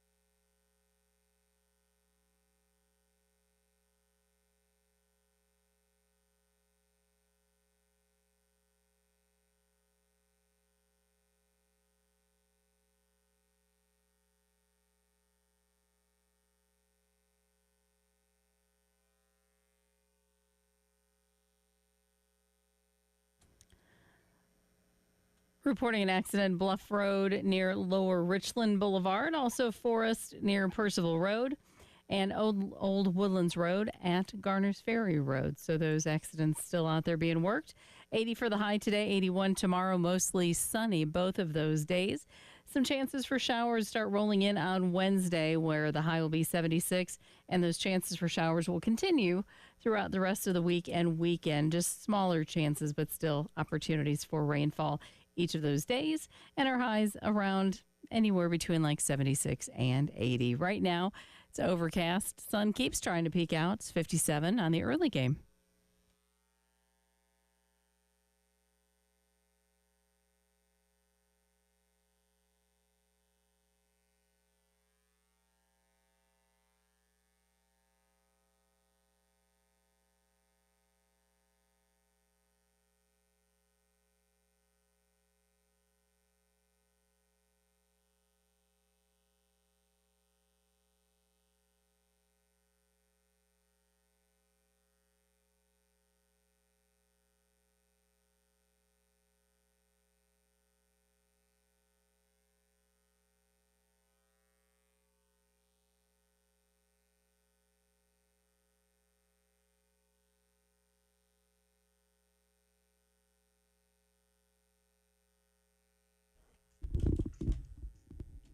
Welcome back to the early game. Welcome into the early game. If you're just joining us, it's Preston Thorne, Tyler Head, Jen Jensen. Kind of been discussing the tale of two seasons between the baseball team and the softball team. Softball team had a tremendous rebound after getting run ruled on Thursday night, come back to take the series from Alabama. Baseball team, not so much. And it's so exciting to watch the softball team doing what they're doing, because historically they've never been one of the best teams in the SEC. And it hurts that much worse for the baseball team because they have been, and now they're at the very bottom. And again, like Jamie said, Missouri is the only team saving them from being the biggest embarrassment to this conference this year. Yeah, but here's the point that we brought up the other day. Missouri's not trying. No, they're not. They've essentially admitted, like, yeah, we don't invest any money into it. We really don't care who our coaches are. The SEC says we have to have this sport. We have the sport. Yeah, they're not invested. We are. Baseball is important to this fan base, and that you're right. That's one of the reasons why these weekend's events, which you said was shameful, I said embarrassment, somebody said debacle. You could find any of your words to list and describe what is essentially the rock bottom. Jamie said possibly a tipping point in the season, in the pulmonary experiment, in however you want to decide it. Maybe some things are changing. And it's important to remember, Jeremiah Donati did not hire pulmonary. Ray Tanner did. So how does Jeremiah Donati look at this? Now, is it too quick to pull the trigger after 1 year? Maybe. But again, you got to look where things are going, what you can do going forward, what allotment of resources you have to potentially make this better. I don't know. It's going to be interesting to see, but nothing would surprise me at this point. You know what I mean? I'm not putting out there that something's going to happen, but again, you got to feel like everything's on the table at this point, right? Yeah, because when you just lay out the facts, so this is without judgment. Florida scored 31 runs in 18 innings this weekend. Yes. This is the third time in the last 4 weekends that they've lost a game by 10-plus runs. Yes. This is the 10th loss this season by more than 5 runs. They're going to lose their ninth SEC series out of 10. Yep. They're 5-19 in the SEC. And they lost 22-3. Yeah, you got outscored by over 30 runs on the weekend. That's just the facts. That's not a judgment. That's not an opinion. That's not editorializing. That's just the facts. And after the first inning on Friday, game number 1, you got outscored 39-5. Over the next, they played 7 innings yesterday, 26 innings or 24 innings. Yeah, 24 innings, 39 runs. And you think about the task of after you get beat 22-3 and you're like, oh yeah, 50 minutes. You gotta. Yeah. Where do you? How do you put game 1 behind you and move on to game? You don't, because that's still lingering. That still hurts. And again, if you watch yesterday's game, it was clearly affecting them. Of course. How could you not? These are not robots. These are humans, and this is the humans involved at every single level. All right, guys. I know we just got our teeth kicked in. but this one's going to be different. No, it's Strap it not. up, boys. Let's go. Let's get ready to play. No, that's not going to happen. No, that's when you're out there in the field counting outs. Like, all right, 7 innings, only 8 more outs, and we're out of here. Unfortunately, it starts to get into that point. It does. At some time. And again, we've all played on bad teams. When you're bad, you check out. Yeah, you're going out there and you're trying individually, but that confidence in yourself and your teammates is gone. It's like, all right, okay, we're only down by a run. What happens where they break it open? Think about the levels that you just said. You said confidence in yourself, confidence in your teammates, and the last and level the coaching. Confidence in the coaching staff. All right, Jimmy's playing pretty good over there. Coach is probably going to take him out after this inning. Yeah, when you go 0 for 3 on that scorecard, you don't believe in yourself, you don't believe in your teammates or your coaches.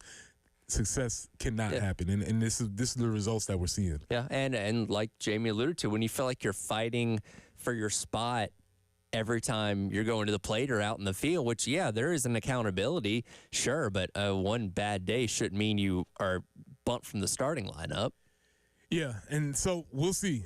We'll see. As Jamie said, there may be some tipping point. I've reading online, a lot of folks were sort of talking about that particular series this weekend. When you looked in the stands, when you heard the fans, it felt eerily similar to the end of the Will Muschamp era. Yeah. Well, whenever there is a change being made, everybody points to one game, one moment when they kind of knew, like, yeah, that was probably where we all saw this wasn't getting any better. I mean, I'm not saying that that's what's going to happen here, but there's a lot of similarities you can draw to what happened this past weekend with Florida, with some of those prior times across other sports. We say, man, this is rock bottom. Yeah, when you talked about the Will Muschamp era, when everybody looked in the stands and basically App State was kicking our teeth in and the fans were emptying, and I know for a fact that administration looked and said, we can't let this continue. Do this. We can't let this continue. So who knows where that goes. We'll see what ends up happening there.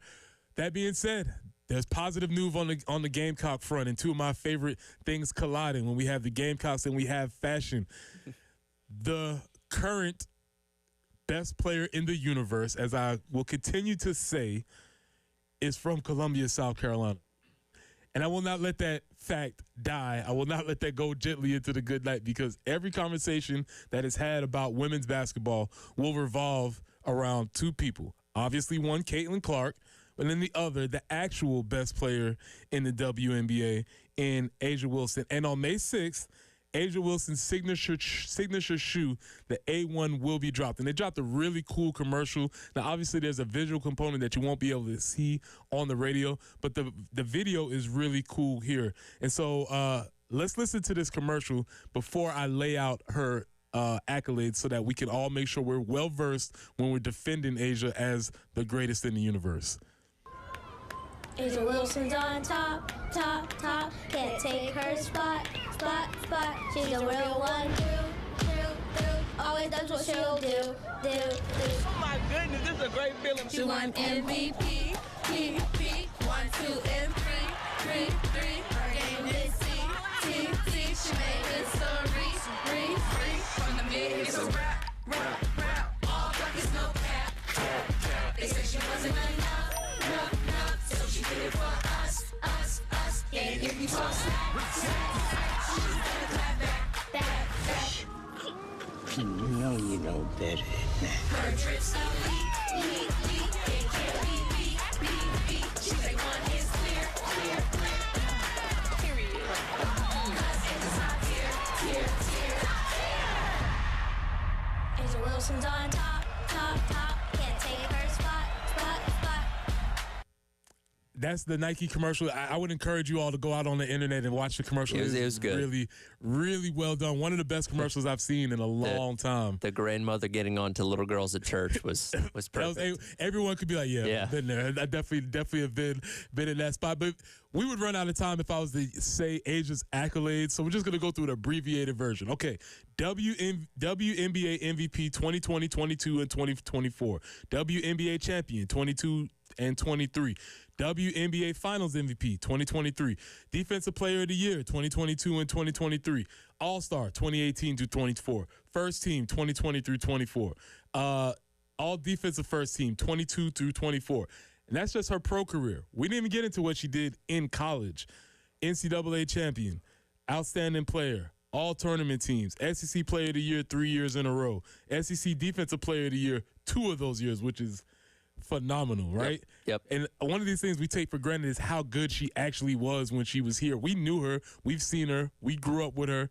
But I will not keep stressing for those that are listening that the best player in women's basketball currently is from Hopkins, from right around the corner. And that is amazing to me.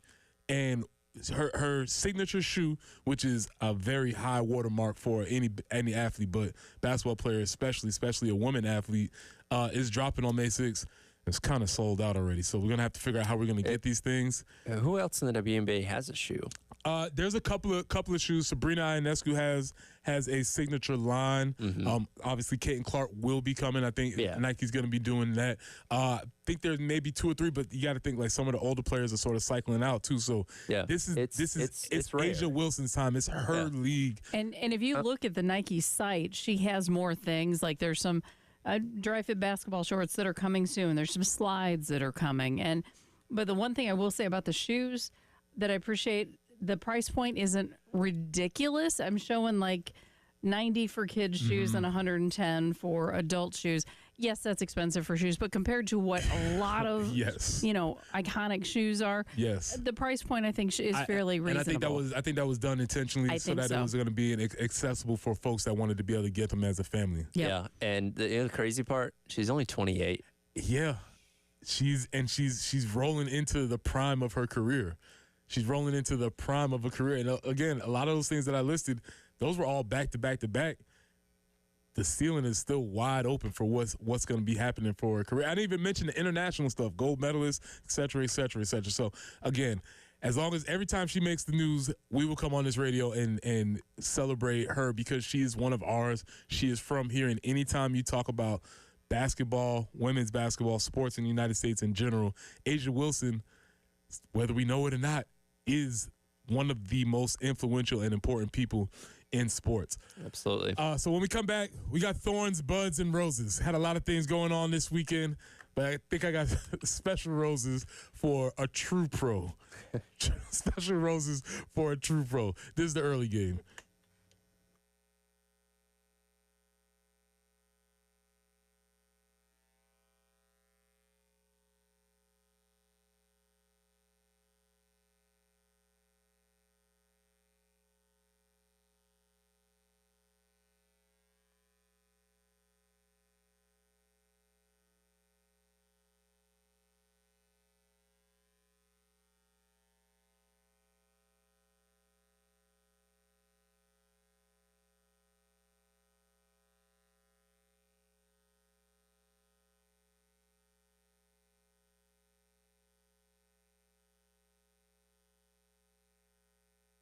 Hey, y'all, this is Preston Thorne from Midlands Landscaping and Lawns. And Paul Romenstein, the proud owner of Midscaping Landscaping and Lawns, has one question for you. Are you going to let the weeds win this summer? Of course you're not. You're going to call the good folks at Midlands Landscaping Lawns and get the Midlands Green Treatment Program, which feeds your lawns and wipes out those weeds, takes them out for good. The Midlands Green Treatment Program delivers professional fertilization that nourishes your lawn while eliminating all of those weeds. Give it to the pros. Let them take care of it. You don't need to do it. They'll treat you like a neighbor because they are. Paul Romenstein lives in and works right here in Columbia with you. And he wants to see you take back your lawn and be the MVP of your block. So visit hateweeds.com right now. That's hateweeds.com or call 803-356-8080. That's 803-356-8080. Call Paul Romenstein at Midlands Landscaping and Lawns.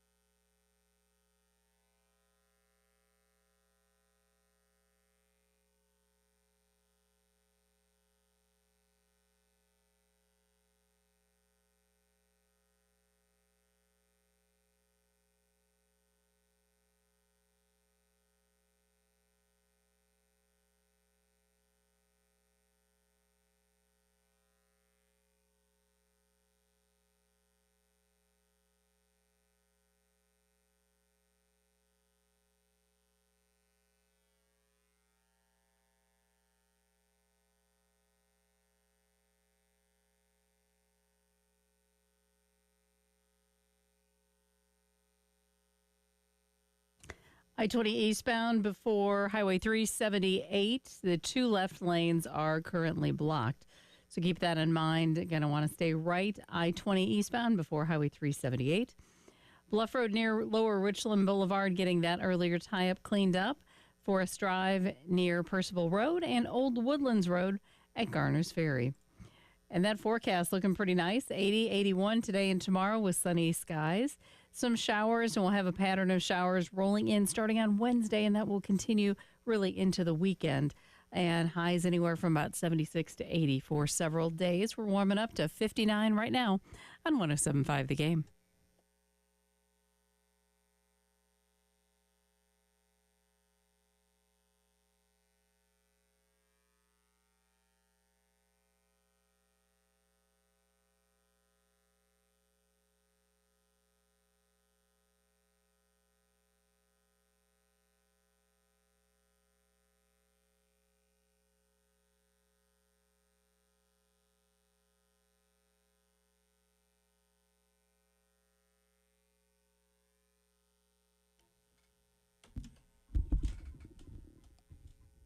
Welcome back into the early game. It's Preston Thorne, Tyler Head, Jen Jensen having a discussion. If you missed it, I would advise you all go search in Google, check out the Asia Wilson commercial for her A1 shoe. Is a really cool commercial. We played a clip of it. Dawn makes a cameo.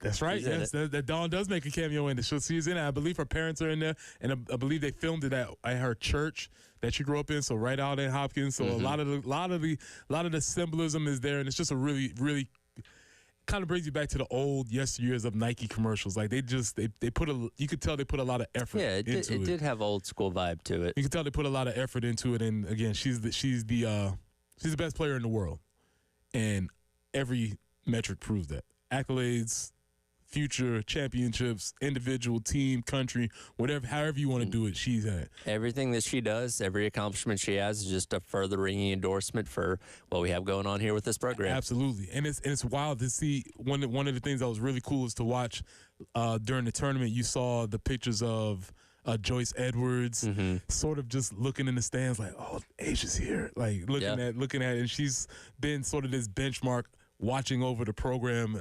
I did see, though, I don't know if anybody saw that, they're in the preseason right now in the W. And, obviously with the W, the big thing is the runway fits.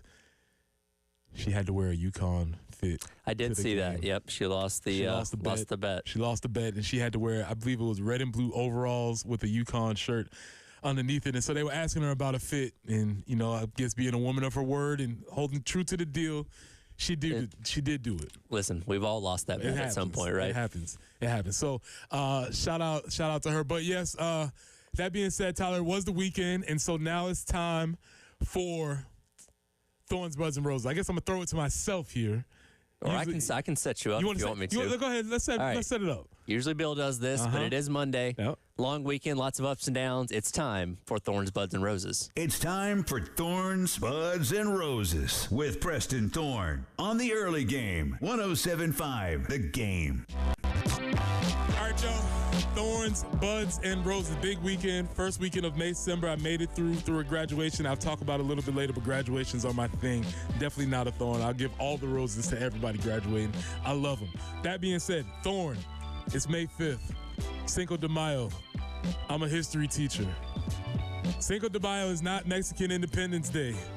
I can't stress that enough. It is not. It is not Mexico's Independence Day. That would be in September. I understand how it's easy to make this confusion, but Cinco de Mayo celebrates when Mexico fought off the French when they're coming to Battle of Puebla. You don't need to know that. That's cool. That might be a little bit too involved, but it is not Mexican Independence Day. So whenever you're out there doing your Dos Equis or your Corona or whatever you got going on, we're just celebrating Mexican-American heritage at this point, and it's fine. But don't say it's Mexican Independence Day. There's a stick in my craw as a history teacher. Do you correct people in public if you hear them saying that? I don't want to be that guy, but it's like, come on, man. Actually, I don't want to be that guy, but sometimes you have to be on this one. So everybody, if you're celebrating Cinco de Mayo, remember you're celebrating Mexican-American contributions to our society, to our country, fought in wars, contributed positively to the society. Go out and celebrate. Be safe, and enjoy the day. This is a great day to celebrate America and all the folks who have contributed to America. Buds, pulmonary experiment. Might be time to nip it in the bud, Tyler. Might be time. I don't know. We'll see. This weekend was a tipping point. It was embarrassing. It was shameful. Any word that you could use to describe this weekend in Gamecock sweep against the Florida Gators, it was as bad as you think it would be. And I don't know.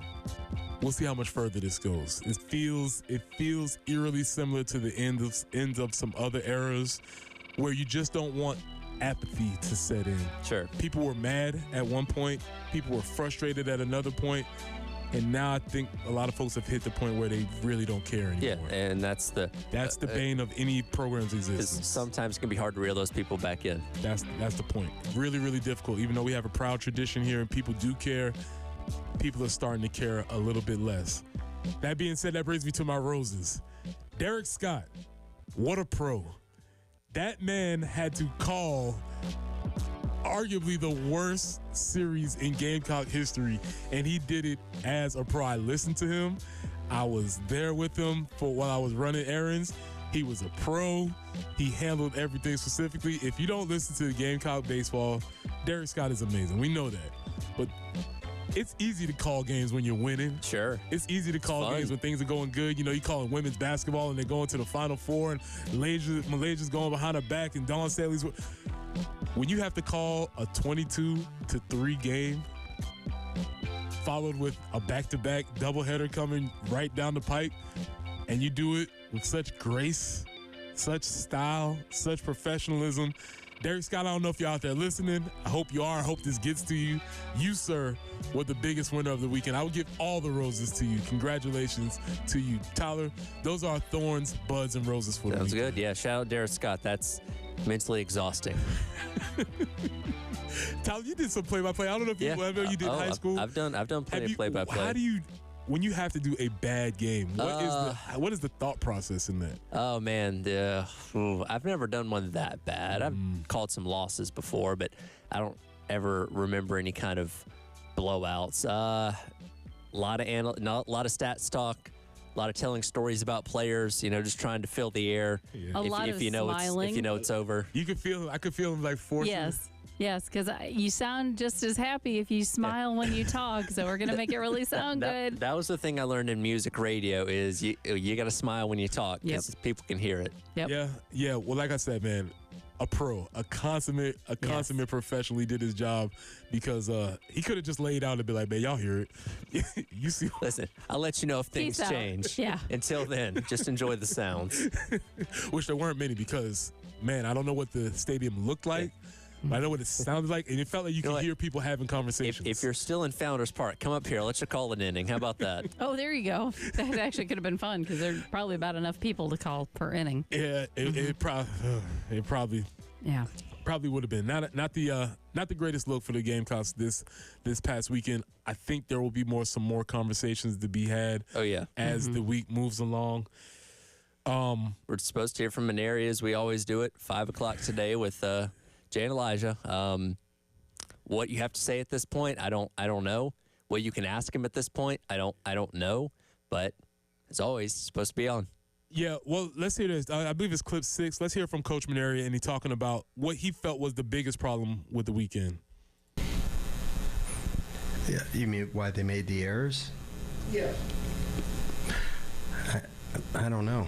I mean, Jordan Carrion's a really good defensive player. He made an error. It happens.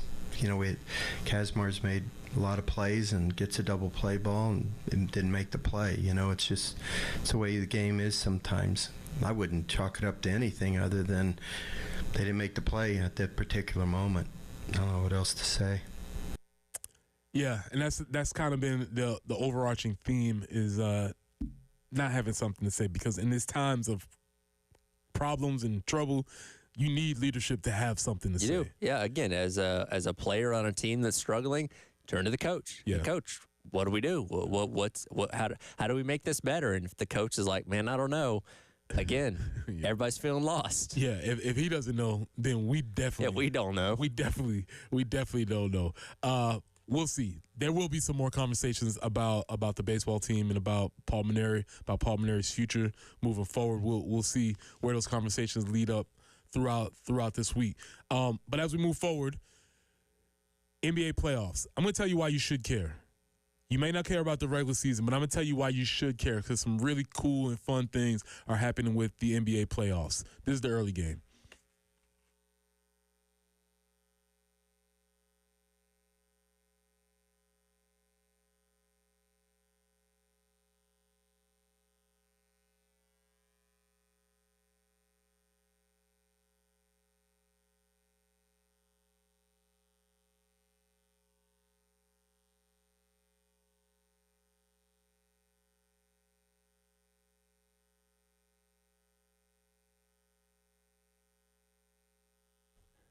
Press here for our friends at Absolute Glass, the premier glass company of the Midlands, offering auto, home, and business glass repair.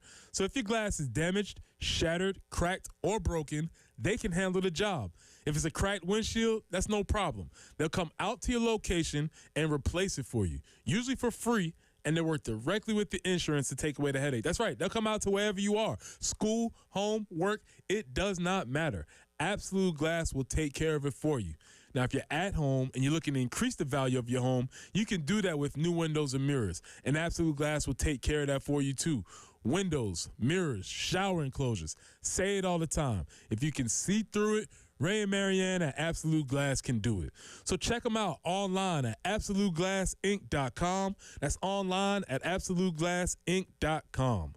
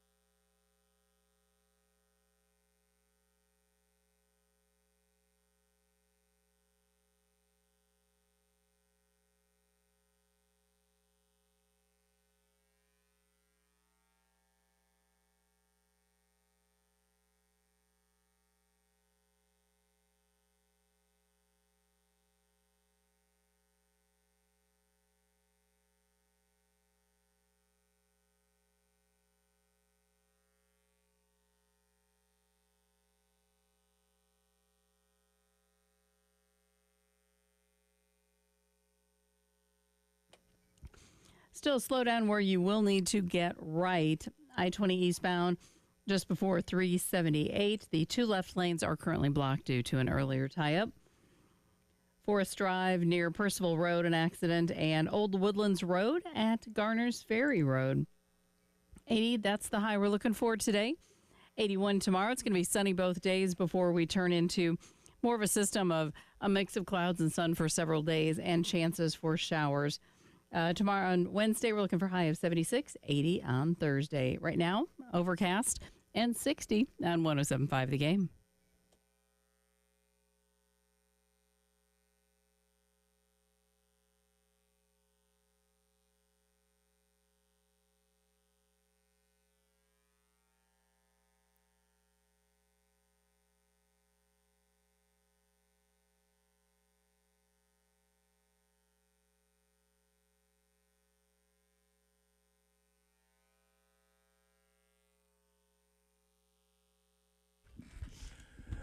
Welcome back into the early game. It's Preston Thorne, Tyler Head, Jen Jensen.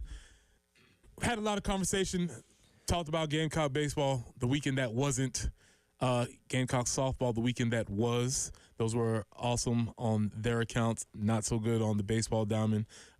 Did my Thorns, Buds, and Roses. Again, Cinco de Mayo, if you're just tuning in. Cinco de Mayo is not Mexican Independence Day. There's at least one person listening this morning that learned something. If I did anything, just know that what it is now currently is a celebration of Mexican American heritage, where we're celebrating the contributions that they've made to American society, and we can just leave it at that. But do not say it's Mexican Independence Day. You don't have to put a sombrero on either. You don't need to do that either. Yeah. You can just relax. You can just enjoy the food, enjoy the beer. It's all good. You don't need to do that. Big day.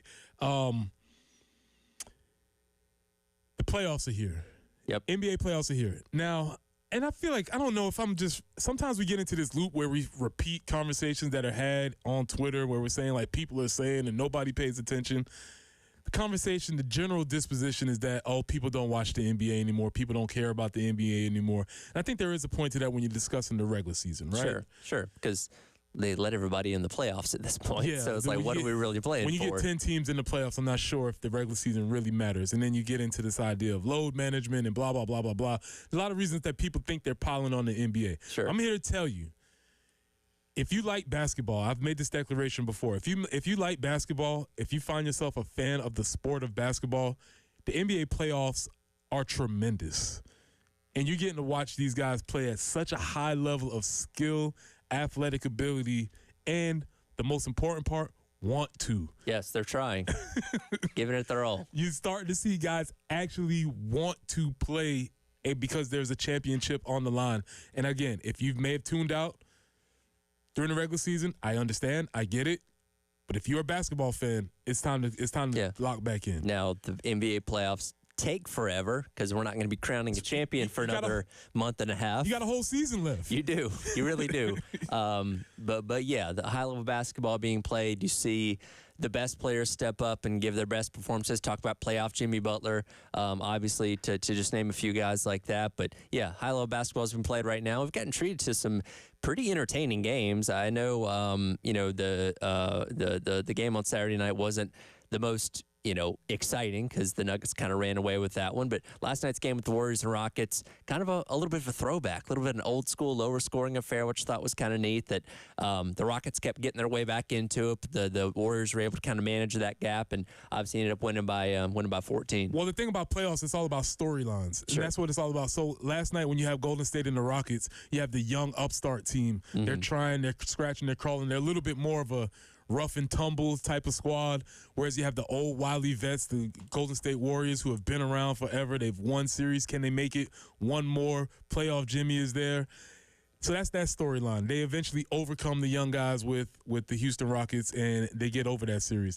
Then you talked about the Nuggets and the Clippers. Mm-hmm. And there's some storylines here, too. Obviously, one, you have the best player in the universe in Nikola Jokic. Two-time MVP, probably could be three-time, probably could be MVP as many times as they wanted to. I think they're probably just not going to do it this year. Hey, he's won enough. Let's mix it up. I think they're just going to give it to somebody else, but he could be. Leads the top 5 in every offensive statistical category. He's amazing to watch. It's also a modern marvel to be like, oh, you mean that dude is the best guy, a basketball player, him?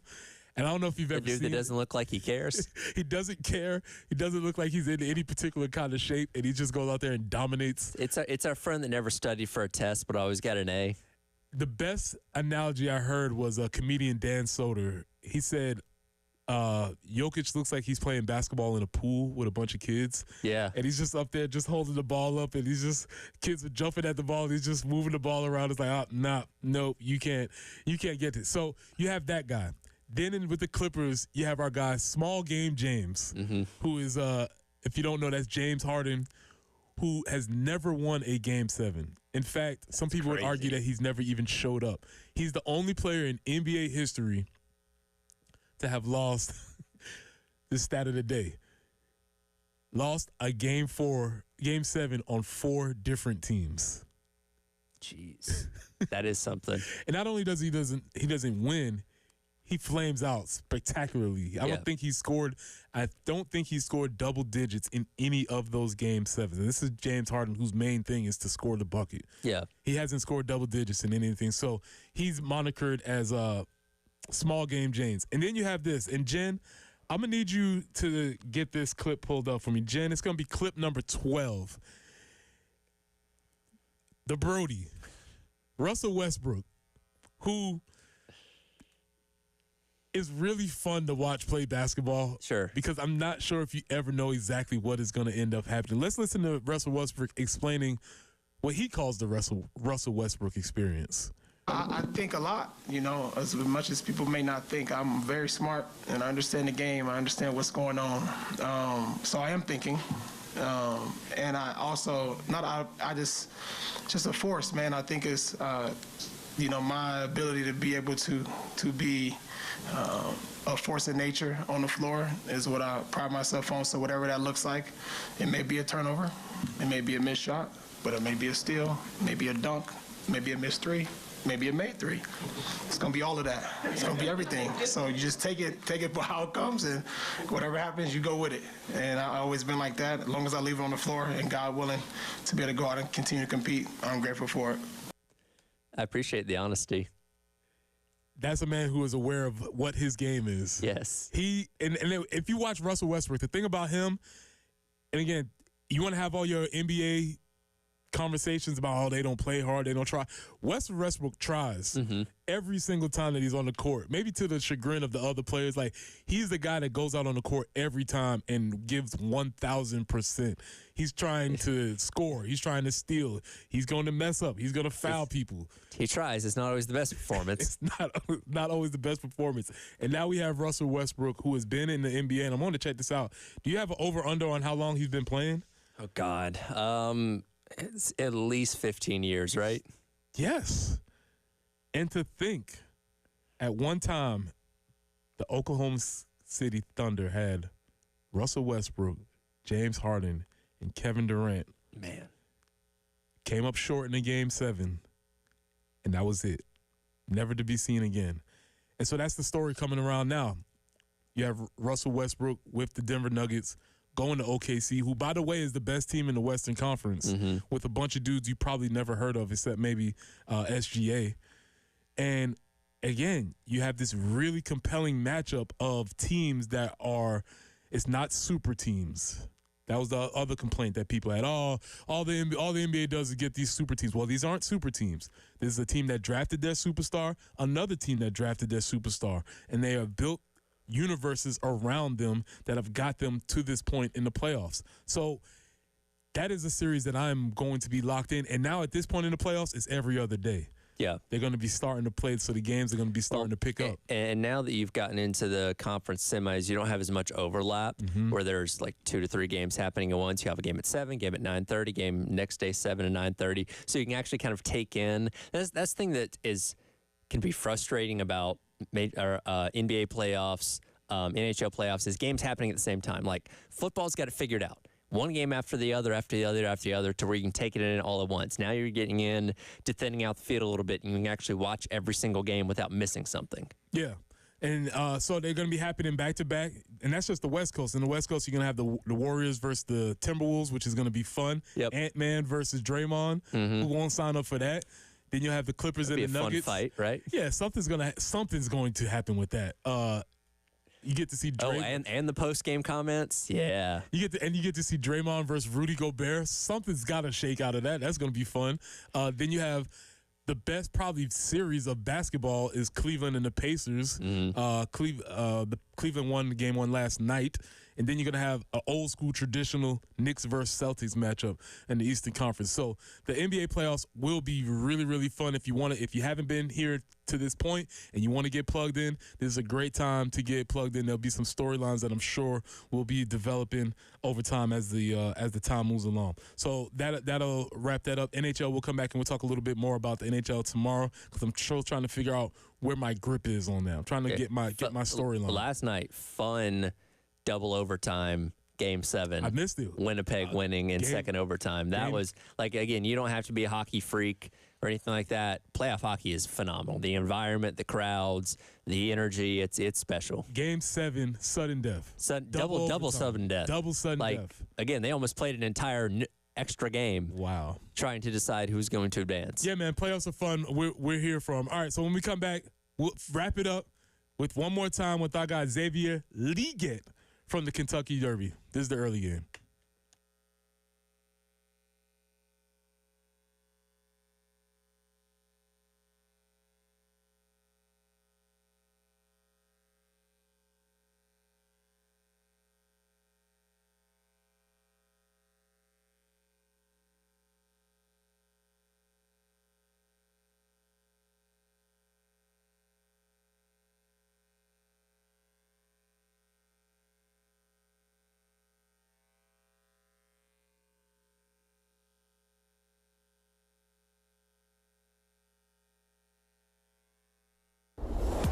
Bill Gunner for Dr. Dan Balknight and the Men's Clinic. Let me ask you, is there something about you that is not generic? Of course there is. You are not generic, guys. And as we get older, our health, can tend to change a little bit. You just heard Preston go through that list of things just for the month of May. And you know what? If you've got brain fog, you might forget some of them. Maybe you've got issues at work, at play. You're gaining weight. You're not real sure why. You're losing weight. Maybe you're losing hair. Maybe something else is going on in your life. That's why you need to call the Men's Clinic, because at the Men's Clinic, they understand there's nothing generic about you. So why are you settling for general medical care? At the Men's Clinic, they are the experts in men's health and believe all men deserve to live their best life. Call today and schedule an appointment. 803-875-MENS. Dr. Dan Balknight and his team, they give you a safe, comfortable, easy environment to talk about any health issues you're experiencing. So line up an appointment today. 803-875-MENS.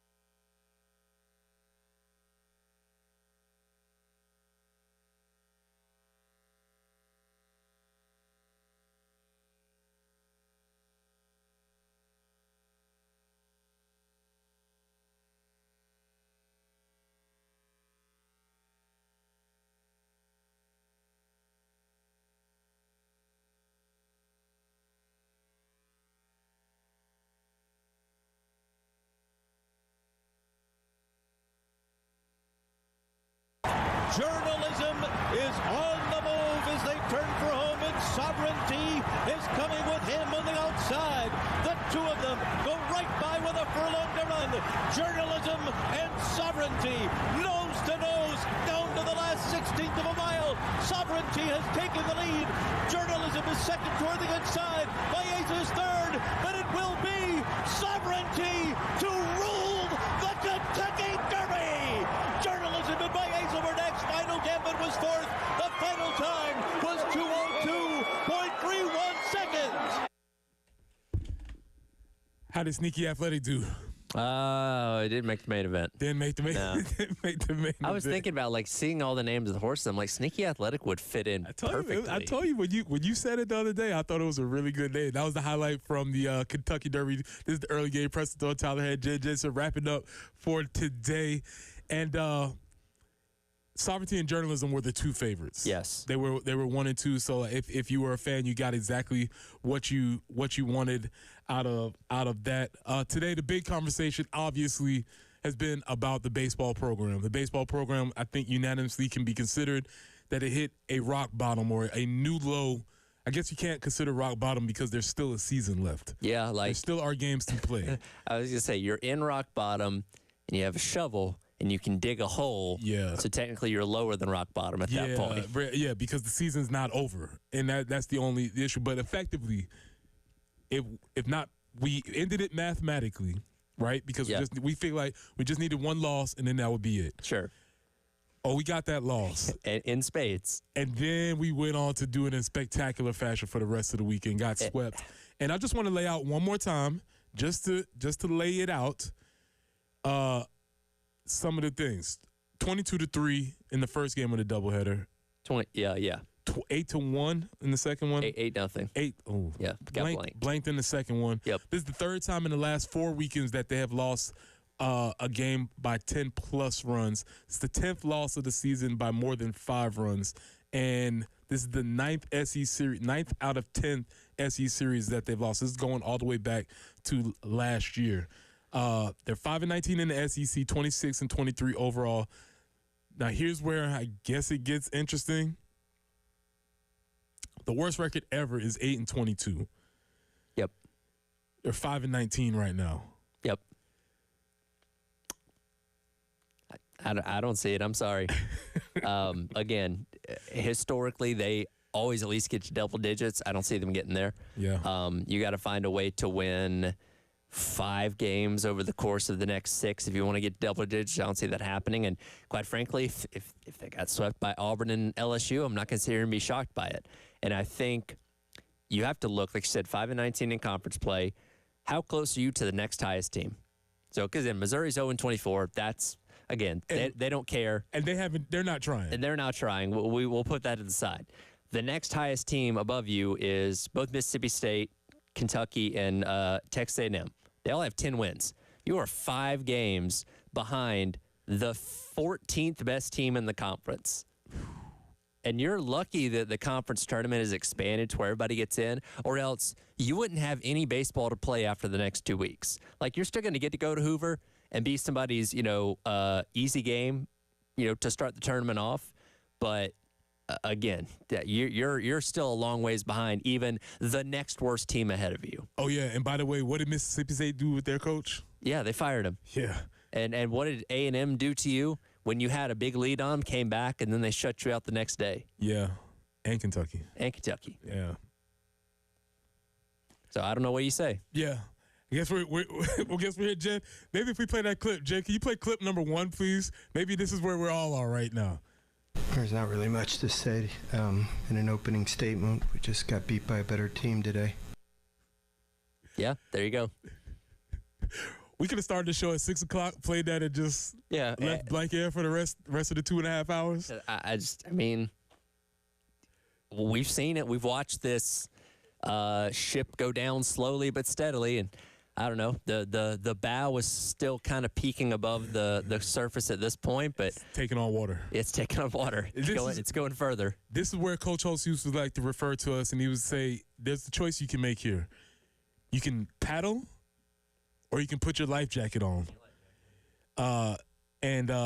it feels as if many of the folks here, whether it's the coaching staff, the players, or the fans, I don't think people are paddling anymore. I think people have put their life jackets on and figuring out how they can get to safety. Yeah. You don't blame them. Because, and look, our job obviously is to talk about this team and be as optimistic as we can, but I don't really know what to say at this point. Yeah, there's not a lot to say. With that being said, we can finish it off on a positive note because our guy Xavier Leggett was the NFL correspondent at the Kentucky Derby. And Jen, this is clip number 15. This is our guy describing his outfit of the day. Can you break down your Derby outfit for us? You look great. Oh, yeah, I got that denim on denim Louis V. I got the ostrich boots, the ostrich belt. I threw the L on it for the league, my last name. One more time, Jen, for those who might not have caught it. Can you break down your Derby outfit for us? You look great. Oh, yeah, I got that denim on denim Louis V. I got the ostrich boots, the ostrich belt. I threw the L on it for the league, my last name. If you didn't catch that was denim on denim, which is a bold choice. Yep. Bold choice. A Canadian tuxedo. Tuxedo of sorts. He had the Louis Vuitton denim on denim, which I will say, the boy looked clean, man. It looked good. Ostrich boots with the belt to match. Yep. Big buckle with the L on it. He had on a hat. Listen, man, I think he had the time of his life. I think he did too. I think he had a great time. Man, now I got to go back to football. Yeah, I got to go back to work now. I don't want to do that, man. Thank y'all for listening. I really appreciate it. Tomorrow we'll come back and see what the day holds. We'll talk NBA playoff basketball. We'll have some more conversation about what's the difference between first-year coaches. How's this one not working and why others have. This is the early game.